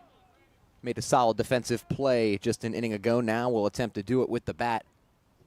Now, Cloyd was a catcher by trade, but he got moved to center field earlier in the season after they saw just how great Aiden Emick was behind the dish. And he's taken that move in stride, hitting .333 this season.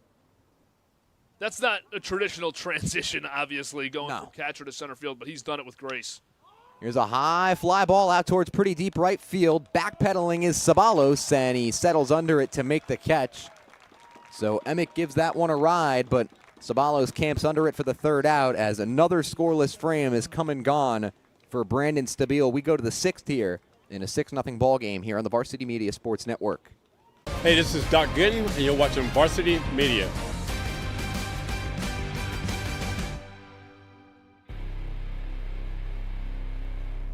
High school sports fans, Varsity Media is the exclusive live stream partner of Nassau County Championships. To live stream fall, winter, and spring championship events, head to varsitymediapass.com to order. Now accessible on smart TVs. Varsity Media is your home for the Nassau County Championships.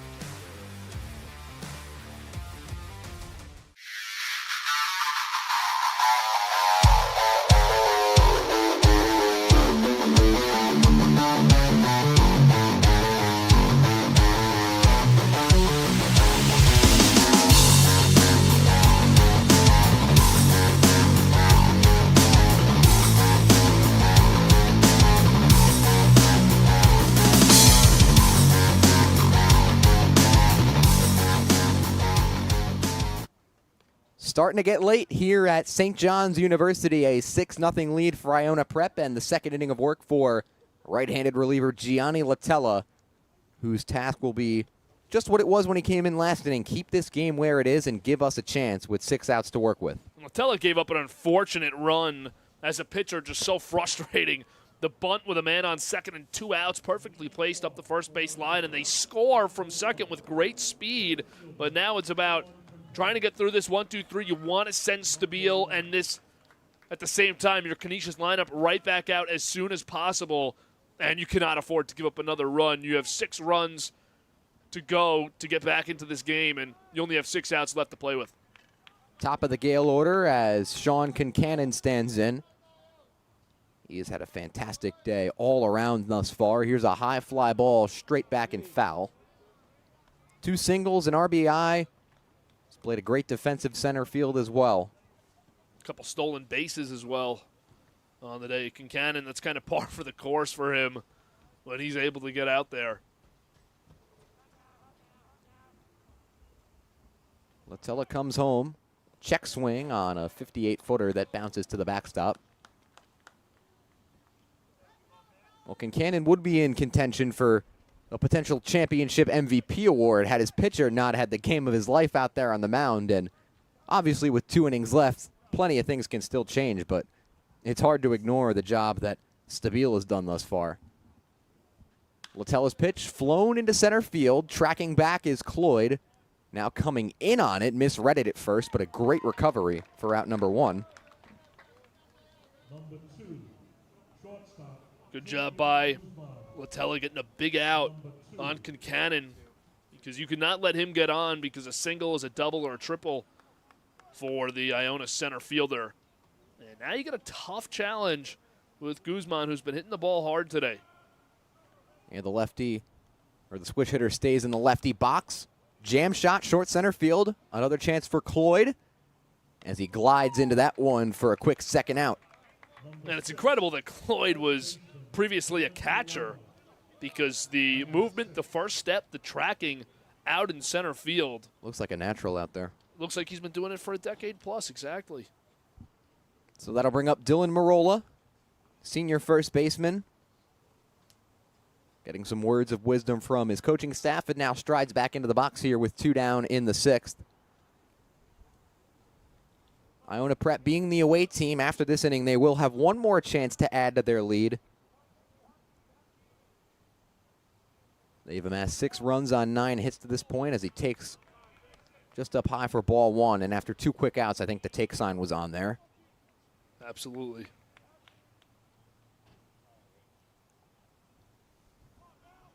Latella, a 6-foot, 196-pound right-hander from Lancaster, New York. Described as their go-to reliever. Has a fastball that sits in the high 70s, low 80s, and describes his best pitch as his slider. It's a 1-1 count to Marola here. Breaking ball over his head there. Didn't quite grip that one tight enough.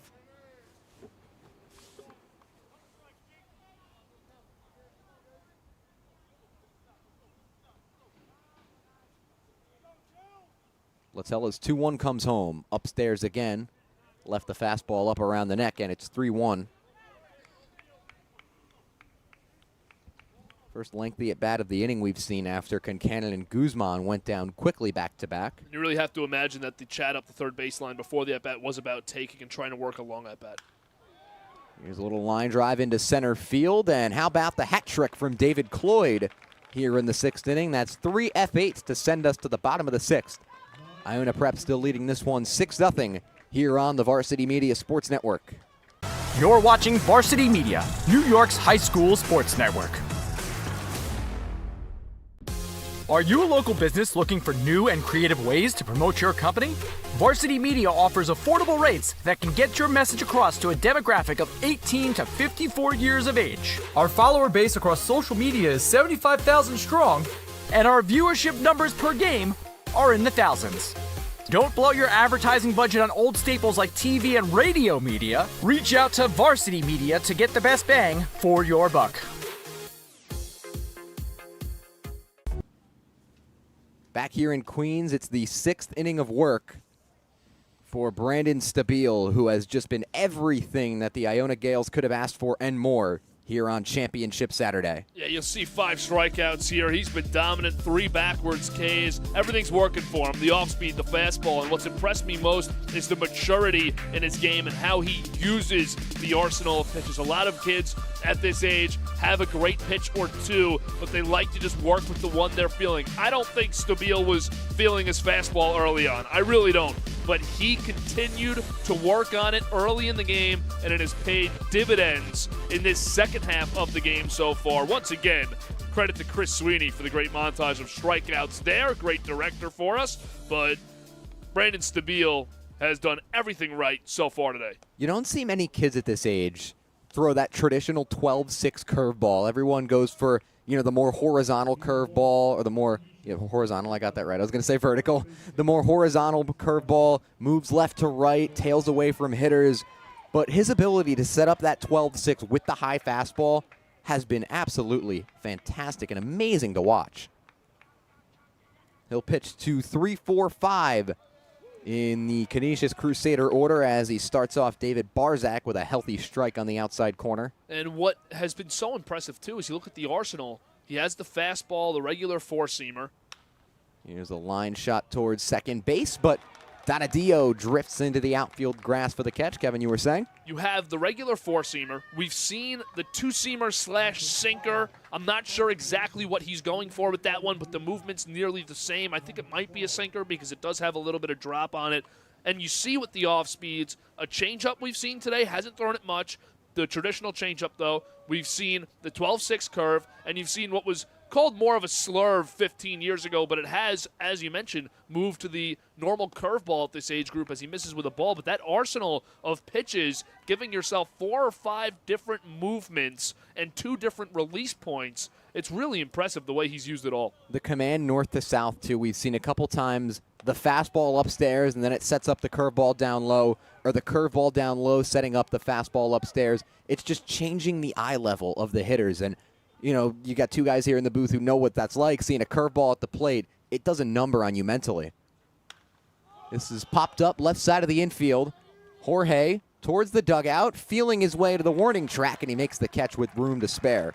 Yeah, when you have somebody in Stabile who is able to set up your at-bats, you feel like you're at such a disadvantage as a hitter. And this is a problem that a lot of kids have, and it's not the fault of the players. It's just something that comes with playing more at higher levels, is pitchers don't know how to approach first, second, third time through the order. You like to keep a similar approach with all of your batters early because you're still learning that. Well, Stabile, he has changed the looks all 3 times now through the order in a sensational manner.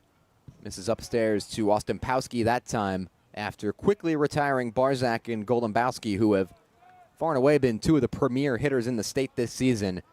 And Stabile has just made quick work of them all game long. The top 4 in this Canisius Crusader order is still without a hit. Stabile has allowed just 3 base knocks today. Only 1 runner has ever reached scoring position. That was back in the 3rd. To check on Ostempowski. Looks to be okay after he fouled that one off the ankle. Stabile has retired 5 straight dating back to last inning. Hasn't struck anybody out since the 3rd, but he's induced a lot of weak contact. Ground balls, little soft pop-ups on the infield we've seen as well.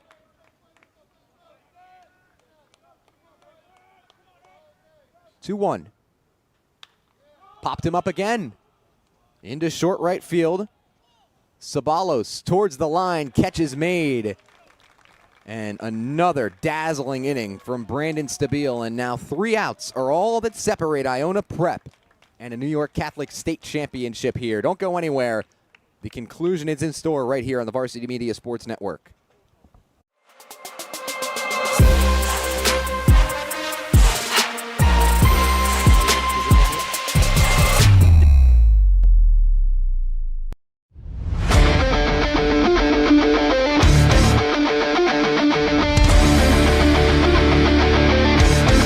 He's got room to go. Merrill towards the end zone. Lost his lid. Touchdown! JJ Damo, face on, stay on athlete. Controlling the faceoff X 3 in a row now.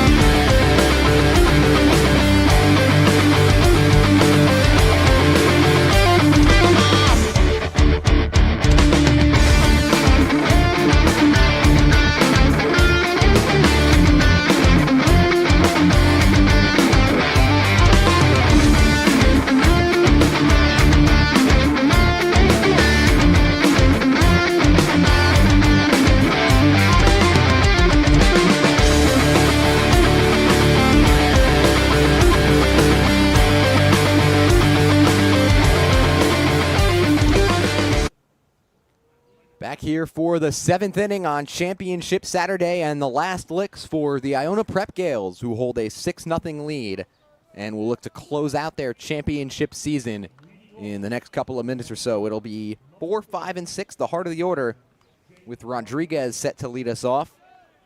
Working on an 0 for 3 days so far, looking for his first way on. And obviously, for Latella, right? You cannot give up a run in this inning. You have to make sure it's a clean one down 6. And he's been fantastic in relief so far. He came on with runners in scoring position, allowed the run, but that was obviously charged to Steiner. He has pitched a very clean game in relief so far. You can see why these coaches have called him their go-to reliever. Swing and a miss, and it's 1-1. At nearly every level of baseball, too, when you trail 6-0 in the final inning, there's not a pressure on the team that's losing. But today, this is the championship game. Season's on the line. There's some pressure here still. 6 runs is certainly not insurmountable at this stage of the game, but you get to 7, 8, 9. It feels like the avalanche has just come down on top of you. But right now, the mountain still appears climbable. And with Stabile on the other side, definitely doesn't raise your confidence at all. But in a way, you've all seen him so many times today, you can maybe get after him early in the bottom of the 7th. Chopper left side. Inan comes on, throwing on the run, and it's not in time. Didn't look like Inan could get a clean grip on the ball there as he was charging in. Looks like it got wedged in the palm of the glove when he fielded it, which isn't always easy. We got another look here. And, yeah, you can see there it kind of just gets wedged in, stuck for a second. That was the difference. And a good job by the speedy Rodriguez to get up the sideline, or to get up the first baseline, excuse me. Inan has played a terrific defensive shortstop today. He's made a couple of really nice plays. That will be an infield single for Rodriguez. Standing in now is Ceballos, who's had a busy day on the bases, 2 singles and a run scored. Now you have not only a good athlete on first, but a good athlete in the left-handed batter's box, so it's going to be tough to double up anything here with any contact on the ground. It's going to have to be hit real hard up the middle. Runner fakes towards second. Now the snap throw back to first is blocked by Golombowski. It's a good job by Golombowski to just square up and block that. A lot of times first basemen try to do too much with trying to swipe tag, especially desperate down 6-0 in the final inning. But Golombowski with the smart play there, that's a mature decision. And there goes the runner on the early steal. The pitch is in for a strike, and the throw not nearly in time as he got a fantastic jump. That was a terrific jump. Never really had much of a chance. He could have almost just eaten that. But Emmett gave it a try, and you can see the product of that was an overthrow as he misses it low and left. So now the runner in scoring position with nobody out for Ceballos. You get another look at that steal, too. I mean, by the time Emmett has it, halfway up the line. Fly ball left side could be playable. It's in the Bermuda Triangle, and ranging back to make the catch is Barzak. Tough over-the-shoulder grab in foul ground, feeling for the wall. It's a great job defensively there. Barzak's played a terrific third base today. Cannot get forgotten about with the current score. He's been awesome, and really defensively, I know they have the 3 errors, but both teams in what was just a wet, rainy day, a wet turf field, a lot of delays. Both teams have played good defense here. Now it's Goldstein who has singled and scored. Also a stolen base on his tab today. Slices it foul, straight back into the screen. And as we both mentioned, big out for Latella right now with a man on second base. You got to get this one to move to 2 outs before that runner moves over. Well, when Canisius comes to the bat in the bottom of the 7th, it will be 6, 7, and 8 in the order. Grounded foul up the left side.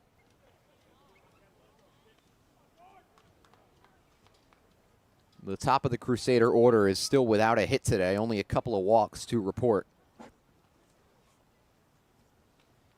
But Emick has been, or I beg your pardon, Stabile has been terrific pitching to some of the best bats in the state. Grounded towards third. Barzak is there as he looks the runner back and throws on to first. Another dazzling defensive display there. If Barzak just takes this film from this game, you could put it on YouTube as a third base fielding clinic, because it's not just a guy who's had a couple plays made to him. You've had the whole array of the difficult line drive he caught, a great job ranging into left field foul territory to make the prior out in this inning, fundamental plays just like that one, fielding bunts, A great diving play at third base to save another run earlier on a pickoff attempt or a stolen base throw down to third. Really great job at third today by Barzak. Absolute teaching tape. He's done it all. Like you said, he had the play to stop the run from coming in on the throw down. He's made all the routine plays look easy. He's made the really athletic plays that look really tough. Absolute clinic over there at third base. Latella upstairs. Oh, they tried to throw back to second. Did that hit him up high? The problem there was that Emick was the only one on the same page, or on his own page, and luckily for Latella, he got the glove up. But Emick tried to throw that down to second because that's a big lead on second base. Barzak also a very solid hockey player at Canisius. And that's something that you'll see from these guys because coming from up in Buffalo, great culture up there of hockey, especially with these Catholic school programs. His teammate Gavin Einen, also a prolific hockey player. How about the left side of the infield from those two guys today? Unbelievable day. This could be a much different score if those two were not on the left side of the infield. They have locked it down. Barzak, a junior. Here's a line drive into right field, and that'll get down right in front of the right fielder, and the seventh run comes home for the Gales. Big-time job at the plate by Donadio, who has just had himself a day. Really good hit-and-run scenario, and I love what Iona's done, not only on this one in the hit-and-run, but how about the bunt-and-run with 2 outs 2 innings ago? You get another look at a nice piece of hitting going the other way, and another tough in-between one for Shumei. Do you want to go dive for that? Because if you do, you're probably giving up an inside-the-park home run if that ball rolls on the turf. Make it 2 for 3 with 3 RBI and 2 runs scored for Donadio.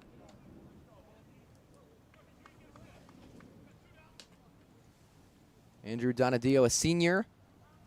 Oddly enough, hails from Buffalo, where Canisius is from. There he's taken off towards second, pitch upstairs. There will be no throw. Another good jump, and it's a product of Latella's delivery. This is common with relief pitchers, not only at this level, but at every level. Relief pitchers are taught to focus on batters, don't focus on men on base. You come in so many times with inherited runners. He does have a big offering. He does take an extra second than a starting pitcher typically would, but Iona doing a good job capitalizing on it, and Latella doing the right thing by continuing to pitch the way he pitches. Now it's 1-2 on Ryan Hogan. He separates the hands very early as well. Bit of an elongated delivery.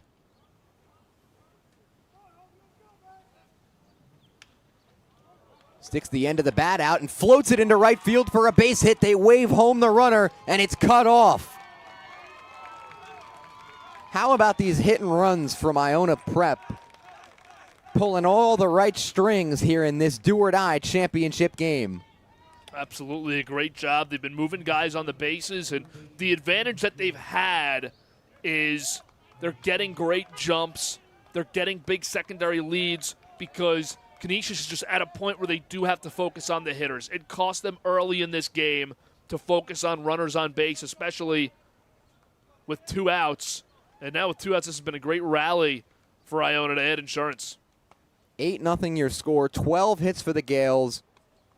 And that's the second RBI of the day for Hogan. And somewhere in that Iona Prep dugout, Stabile is sitting with his feet up. He's gotten all the support he has needed and more. You are getting some action in the Iona bullpen. I believe, listen, I'm way far out. I believe Jorge is up.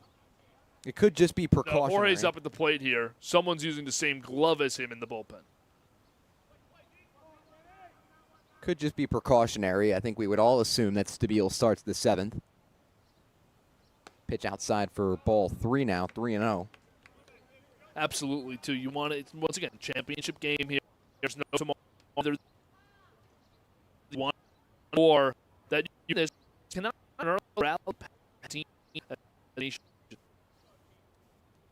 2-out rally continuing for the Gales as the first strike is in on the outside corner on Jorge.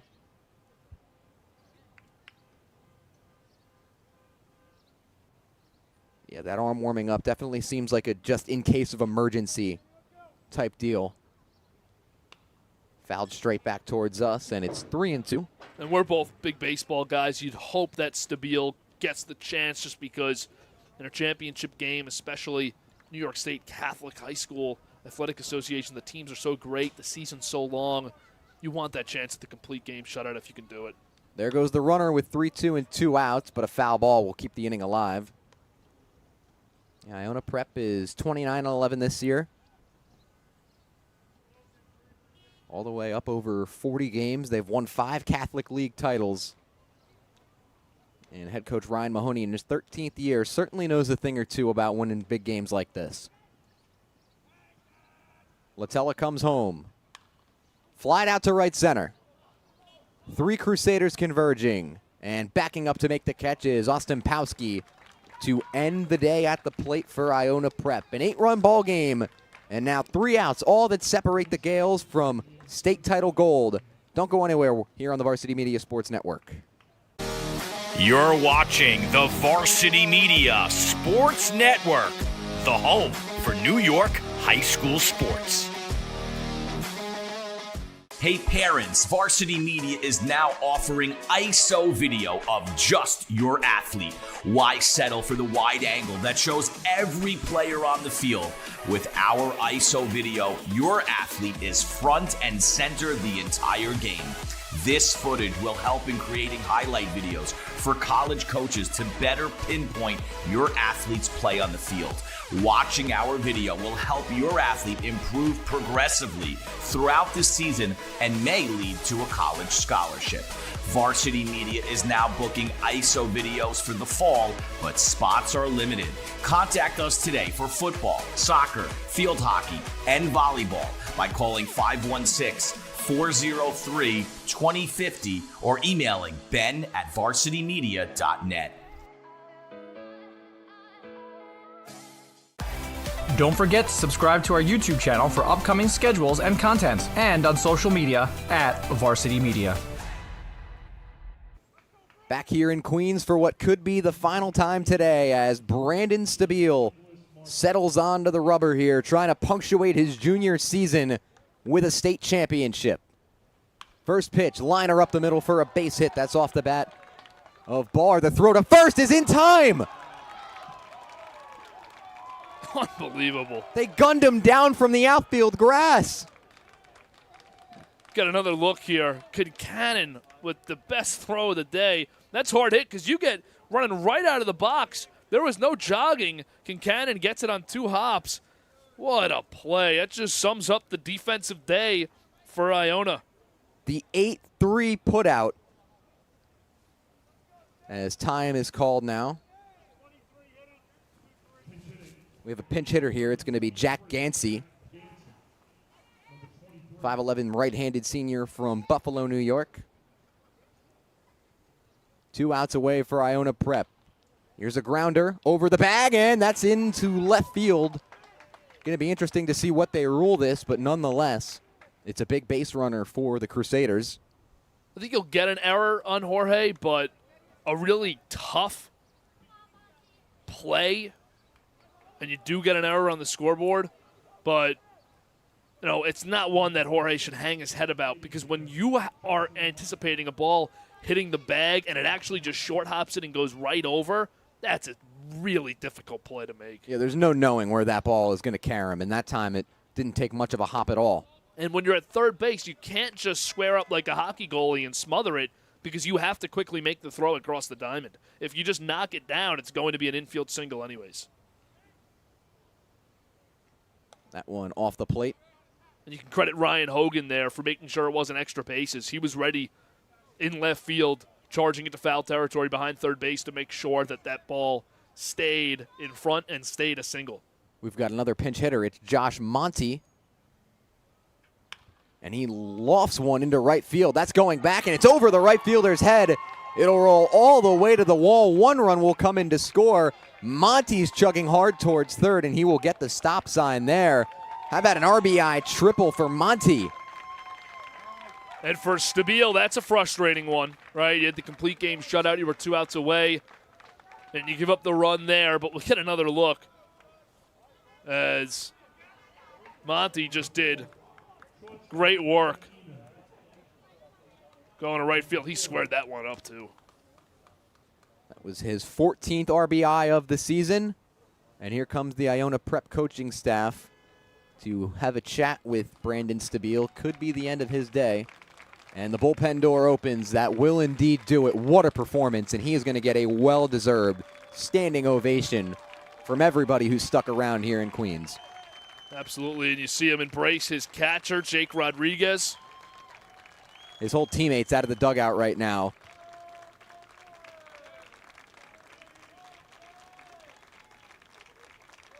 Just a great moment here at St. John's as Brandon Stabile was rising to the occasion, pitching the biggest game of his life. Yeah, he did great work today. Great work. Absolutely. We've got a pitching change here. We'll be back just momentarily here on the Varsity Media Sports Network for the conclusion of this one.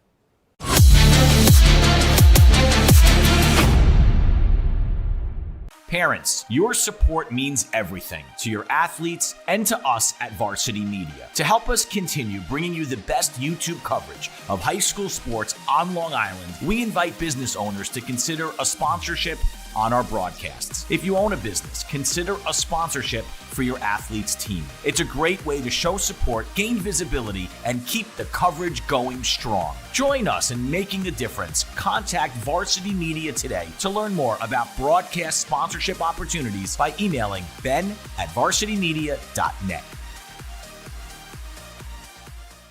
It's time to book a Varsity Media Sportscast and get on the big stage. A Varsity Media Sportscast is seen by thousands of people, both live and on demand, from friends and family all over the world to prospective college coaches.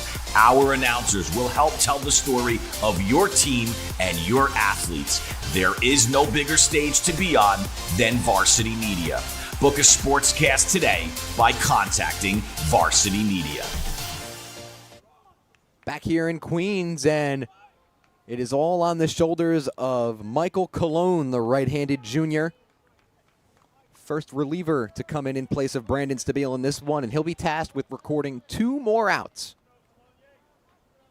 For Brandon Stabile, I just hope he doesn't hang his head at all about this. I know it's going to be frustrating in this immediate moment, as he was obviously hoping for a complete game shutout. But, man, 6 1/3 with, as of now, 1 run scored against a really good Canisius team in the championship game. Nothing to hang your head about. What an outing.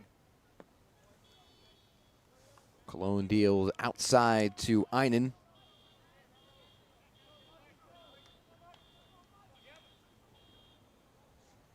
Iona still looking for his first hit of the day. The dynamic shortstop that's had a great defensive game. Here's a fly ball into center. Over is Kincannon, settles behind it, and the runner will not tag. So 1 out away for Iona Prep. Very wise hold up by Joshua Monty, who likely would have been a part of a game-ending play there. Great throw by the center fielder, Kincannon. And you know who's out there in center. You know it's not a guy you want to run on in a potential game-ending scenario. And now it'll be David Cloyd, the center fielder. 0 for 3 on the day, a strikeout, ground out, and a pop out. The last hope for Canisius. Cologne deals up and away, ball 1.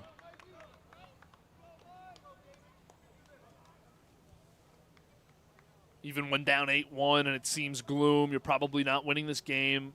Everybody here understands that. You never want to make the last out. 1-0. Cologne deals just off the plate again. Rodriguez tried to pull that one back in. You understand that these kids all have so much pride here. They're all such great competitors. They work hard to get to this point. It's going to be a battle till the end here for Canisius. Cologne deals. Here's a foul ball right side.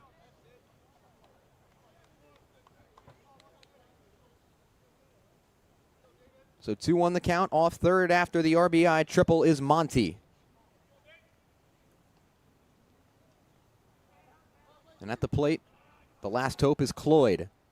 2-1 gets to the backstop. There will be no attempt by the runner as it caromed right back to Rodriguez. 3-1. Yeah, Monty thought about it, but it took a generous hop off the backstop right back to the catcher, so it would have been an out if Monty had tried to go. But now 3-1 count and a chance for Cloyd to try and keep this season alive. 3-1 from Cologne. A guy who the coaching staff says has gotten better all season long. Every single outing. On the corner, strike 2. Great pitch there. The 3-1 count just gets the outside part of the plate. Umpire's been consistent with that call. Right on the outside edge. 1 strike away for Iona Prep. Cologne comes set at the letters. Fires from the stretch. Fly ball center field. Concannon drifting back. Settles under it. And the Gales are golden here in 2025. Iona Prep, state champions.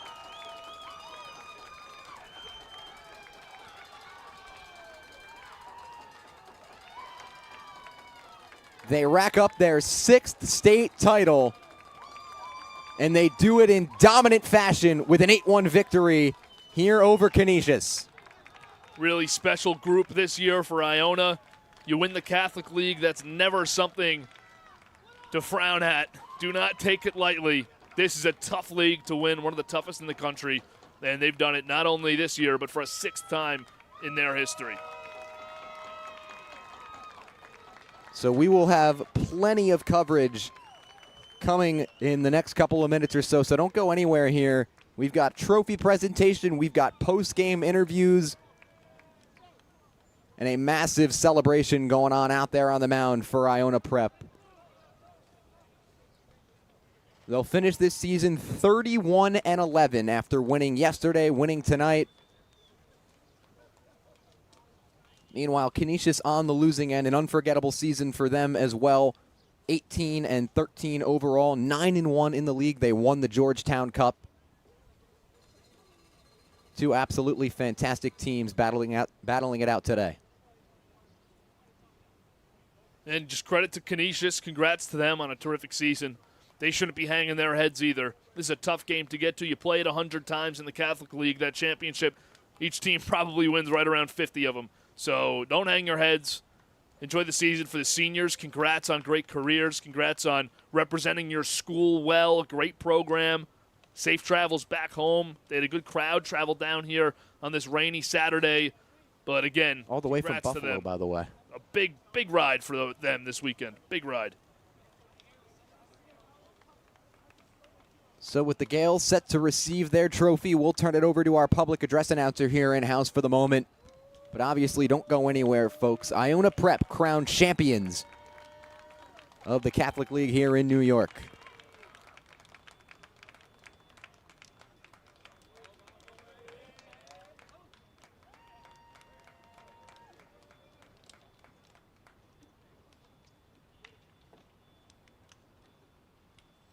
Ladies and gentlemen, at this time, we ask to direct your attention to the area around home plate, where Mr. Chris Hardock, the CHSA State Baseball Chairman, and Mr. Kevin Piggott, the Vice President of the Boys CHSAA of New York State, will present the awards today to both teams. First, for our state finalists from Buffalo, Canisius High School, Justin Ostankowski, Gavin Enon, Max Barr, Aiden Kevin, Jack Steiner, David Floyd, David Barsack, Lucas Galambusi, Nicholas Chamet, David H. Franklin, Nicholas Marcello, Carter Erstus, Johnny Rapella, Dylan Mosley, Griffin Zagoda, Jack Gates, Joshua Monty, Caleb Jackson, and Joshua Vanderbilt. And to accept the finalist plaque, the head coach of Canisius is Justin Santos Cito.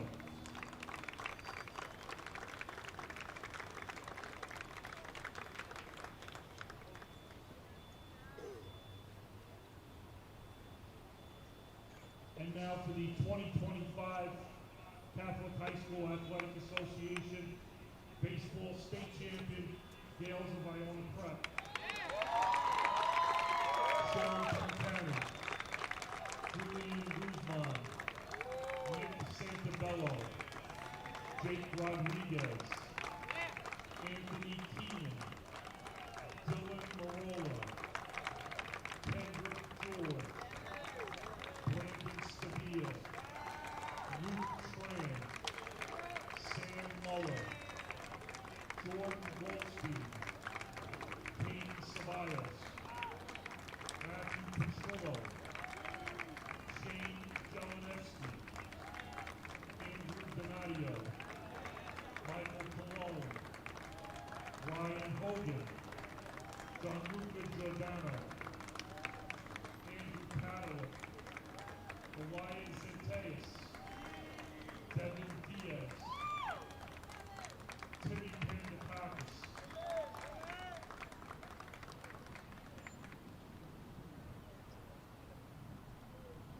And to accept the championship plaque, the head coach of the Gales is Ryan Mahoney.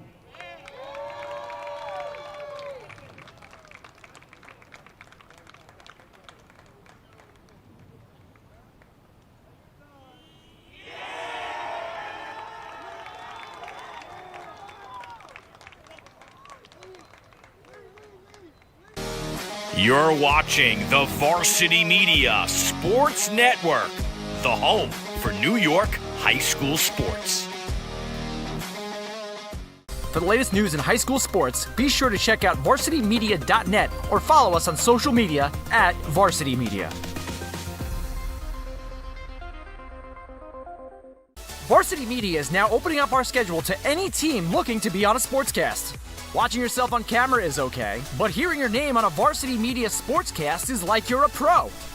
And look at this opportunity. Feldman behind. Jersey pulled. Feldman! Feldman! The loose ball, Keyshawn White has it. He's just going to let it fly. Oh! Keyshawn White from half court. That is cash. What a way to end the third quarter. Look at this. Merrill. No slide. No problem. Gary Merrill goes top corner. Varsity Media offers sports coverage for any sport, and our coverage airs live and on demand so everyone can watch the game. Now is the time to be a star on Varsity Media. Contact us to book a sportscast today at 516-403-2050 or email Ben at varsitymedia.net. Hey, this is Doc Gooden, and you're watching Varsity Media.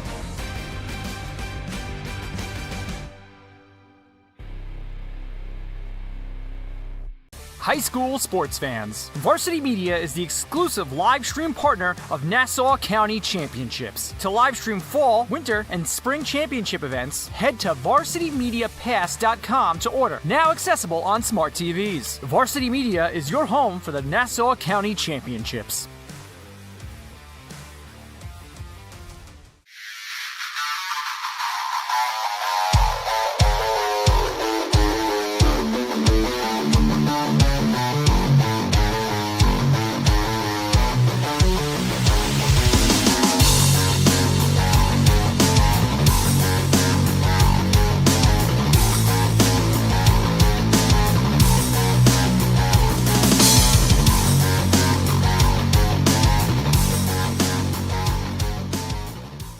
You're watching Varsity Media, New York's high school sports network. Are you a local business looking for new and creative ways to promote your company? Varsity Media offers affordable rates that can get your message across to a demographic of 18 to 54 years of age. Our follower base across social media is 75,000 strong, and our viewership numbers per game are in the thousands. Don't blow your advertising budget on old staples like TV and radio media. Reach out to Varsity Media to get the best bang for your buck. When it comes to live streaming, Varsity Media does it all. Athletic events, concerts, musicals, graduations, even weddings. Trust Varsity Media when it comes to your live stream events. Contact us today to learn more about Varsity Media's live streaming services at 516-403-2050 or email ben@varsitymedia.net.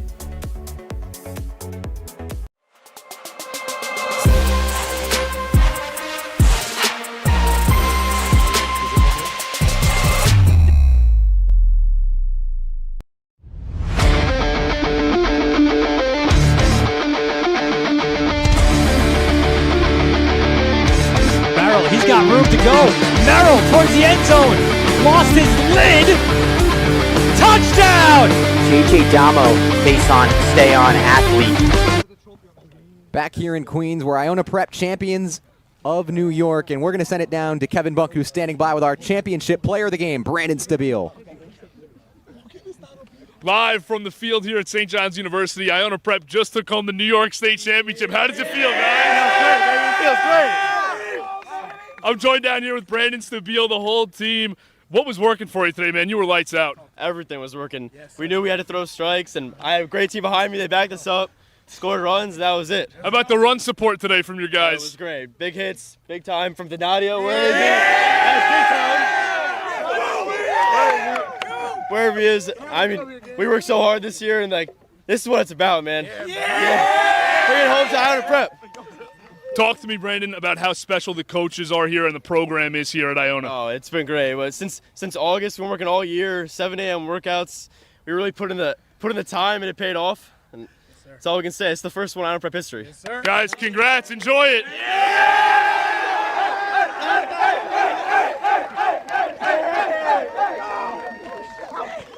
Oh, God.